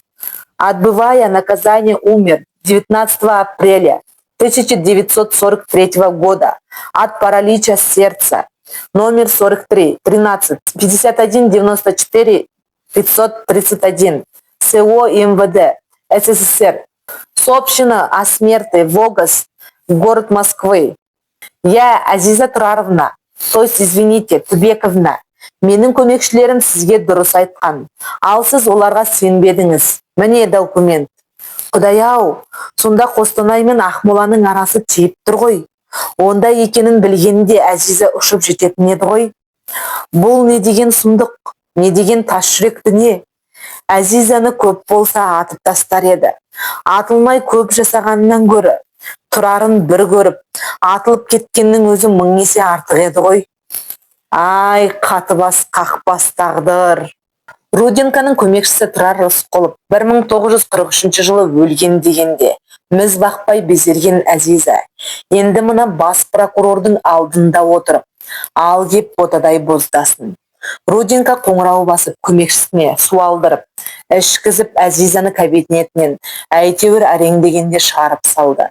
Көмекшінің бөлмесінде есін жиып алған соң Әзиза Руденкоға қайта кірмек болды. Бәрі түсінікті болды ғой, енді сізді қабылдамайды, деді көмекші. Маған Рысқұловтың заттарын қайтарсын, соны айтамын, деді Әзиза. Өкінішке орай ешқандай заты жоқ, деді көмекші. Біз сұрау салғанбыз. Қалай жоқ? Оны Кисловодскіде тұтқынға алғанда жазып жатқан кітабының қолжазбасы бар болатын, фотоаппараты бар болатын, сағаты бар болатын, порт билеті, куәлігі бар болатын. Неге жоқ? Қаламдары бар болатын. Бұл сөзге көмекші күлмесе де мырс етті. Қайдағы қаламды айтасыз, деді.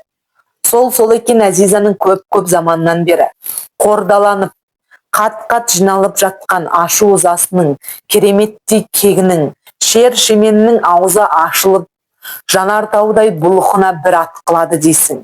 Әй, қарабет, не деп тұрсың? Қайдағы қаламың не? Мен сен, дейді, Рысқұлов бір ұстаған қаламның ұштығына да теңгермеймін. Білдің бе? Тауып бер. Заң алдында талап етемін. Рысқұловтың өзін ізсіз түссіз құртып жібергендерің үшін Құдай алдында жауап бересіңдер. Ал ол ұстаған түймедей бір зат табылса, оны мен дүниенің бар алтынына айырбастамай, тұмар етіп тағып жүремін. Сол үшін керек. Айғай-шуға адамдар жиналып қалды. Кіргіз мені бас прокурорға. Маған Рысқұловтың қайда қалғанын, сүйегі қайда жатқанын айтсын. Оны ешкім де білмейді, деді көмекші. Жыларман болып, жуасып, Құдай үшін кешіріңіз. Неге ешкім білмейді? Міне, қағазда өлген күніне дейін жазулы тұр ғой. Жирен қызыл шашы селдіреп, буырыл шалған бір кісі Әзизаның қолындағы қағазды алып қарап тұрып, түсі қуарып, басын шайқағандай болды. Бірақ сыр бермеді. Сол баяғы тергеуші Нейман еді. Соңғы түйін автордың Рысқұловпен қоштасуы. Қош Тұрар, бауырым, көкем менің.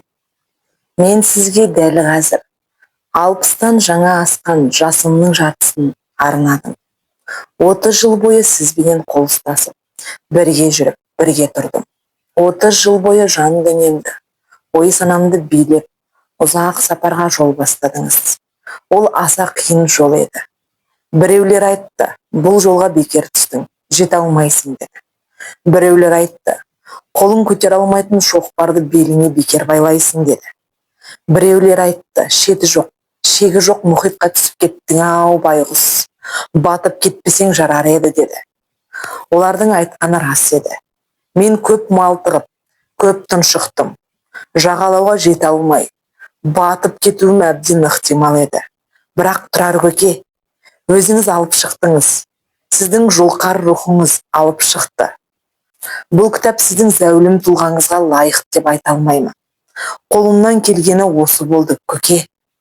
Құдай шақтап берген күш қуаттан, шағын таланттан аса алмадым. Асылық айтып Құдайға күнәкар болмайын. Құдайдың мұнысына да мыңда бір тәуба. Маған осынша ғұмыр беріп, жарық сәуле көрсетіп, қолыма қалам ұстатқанына шүкір. Өлтіре саламын десе Құдайға ештеңе емес.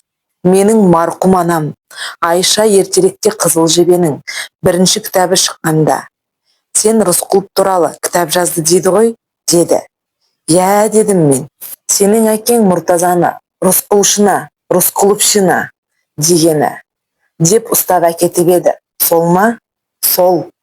Айша кимешегінің астынан қолын шығарып, кіртиіп жасаураған көзін сүртіп, мыс сақиналарын сипалап отырып, одан да өз әкеңді жазбайсың ба? Деді жай ғана. Көрдіңіз бе қалай? Ол да өзінше Әзиза сияқты. Сібірдің бір түкпірінде, баяғыда сүйегі қурап қалған Мұртазасын өле-өлгенше сағынып өтті. Сіз туралы Хамзаны мен сол жазықсыз жапа шеккен әкемнің рухына да бағыштаймын, Тұрар көке. Хамза жолы жеңіл жол болды дей алмаймын. Жазу қиын, жазғаныңды басып шығару одан да қиын. журналға жарияланып жатқан жерінен тұтқындалып жарық көрмей қалған кезі де болды. Өлген бураның басынан тірі атандар жаман үркіп, осқырынып, оқалақтап тайраңдады. Рысқұлов пантюркист десті. Рысқұлов туралы роман жазып жүрген автор не пантюркист деді. Мен кек сақтадым, оларды Құдай кешсін. Мен торыққан кезде сіздің рухыңыз әлі қуат берді. Тұрар көке, мен сізді түсімде көретін болдым. Қолымнан жетектеп алып, тас жарғанның бұтағынан ұстап, өрге қарай тартқылағаныңыз есімнен кетпейді. Қателеспесем, я Талғар-тау, я Аспара-тау, я Ақсу-Жабағылының аршалы қия беткейі еді. Қияға шығып не бар деймін. Жүр дейсіз, Теңбіл торғайды көрсетемін дейсіз, Шолпан кебісті көрсетемін дейсіз. Ол бір ғажайып дүние еді. Найза шыңдары көз жетпес көкке барып тірелген таулар, айналаға жаңғақ ағаштары, зау теректер, зипашнар, бұтақтарында жыбырлаған құс ұялары, Құдайдың жұмақ жаратқан дүниесі. Маңқиған маңғаз маралдар еш нәрседен үрікпейді. Жолбарысымен елігі бірге жайылған жадыра әлем. Көк киік отының хош иісінен бас айналады. Тобышақ тамырын кемірген қозыдай қызыл суырлар бізден қорықпай сақ-сақ күледі. Үлкендігі ұшақтай самұрық қалықтап жүр. Тұрар көке, адамдар неге көрінбейді? Деймін мен. Адамдар келсе мұнша кереметтен тұлдырғалар ма еді, дейсіз сіз. Әне Теңбіл торғай, ойдым көгілдір қызғылтым күлгін түсті. Теңбіл торғай, сіздің алақаныңызға келіп қонады. Тамылжыта сайрап қоя береді. Оның тілін сіз ғана түсінесіз.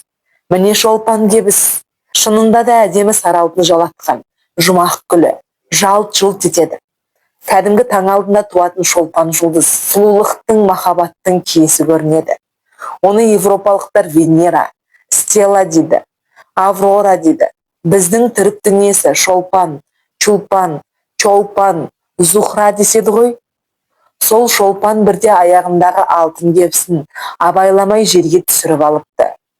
Содан мына Ақсу-Жабағылыда Шолпан кебіс атты өте әдемі, өте нәзік, жәудір көз гүл өседі. Тұрар көке, сіз сонда Шолпан кебісті аймалап көп тұрдыңыз.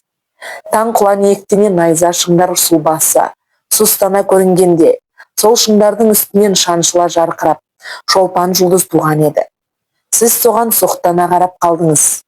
Шатқалда мен бұрын көріп, естімеген ғажайып құстар сайрап, дүние әлемді керемет әуенге бөледі. Тіпті тәкаппар найза шыңдардың өзі теңселіп, тебіреніп кеткендей еді. Мен соған таң қалып, өң бойымды бір ғажайып сиқыр билеп, масаң болып тұрғанда, сіздің кенет қайда кетіп қалғаныңызды да байқамаппын. Сіз де жоқсыз, Шолпан кебісте жоқ, Теңбіл торғайда жоқ. Көке деп шыңғырып, айқайлап жіберіп барып оянып кеттім. Сізді қайтып көре алмадым. Мен шетсіз, шексіз дүниеде сөйтіп жападан жалғыз қалдым. Енді қайтып кездесеміз бе, жоқ па білмеймін. 60-тан асқан жас мынау. Жарық дүниенің сәулесі әлі қанша бұйырады, болжаусыз. Таң мақшарда Алла құдірет, шексіз шебер құдірет, шексіз дүние, әлемді жаратқан құдірет, шексіз телегей ақыл ой. Көк тәңірі бізді о дүниеде көрісуге жазсын. Жаныңыз жәннатта болсын, нұрыңыз пейіште шалқысын. Біз пақырды әруағыңыз қолдап, жолбарысыңыз жебей жүрсін. Әумин. 5-ші кітаптың соңы.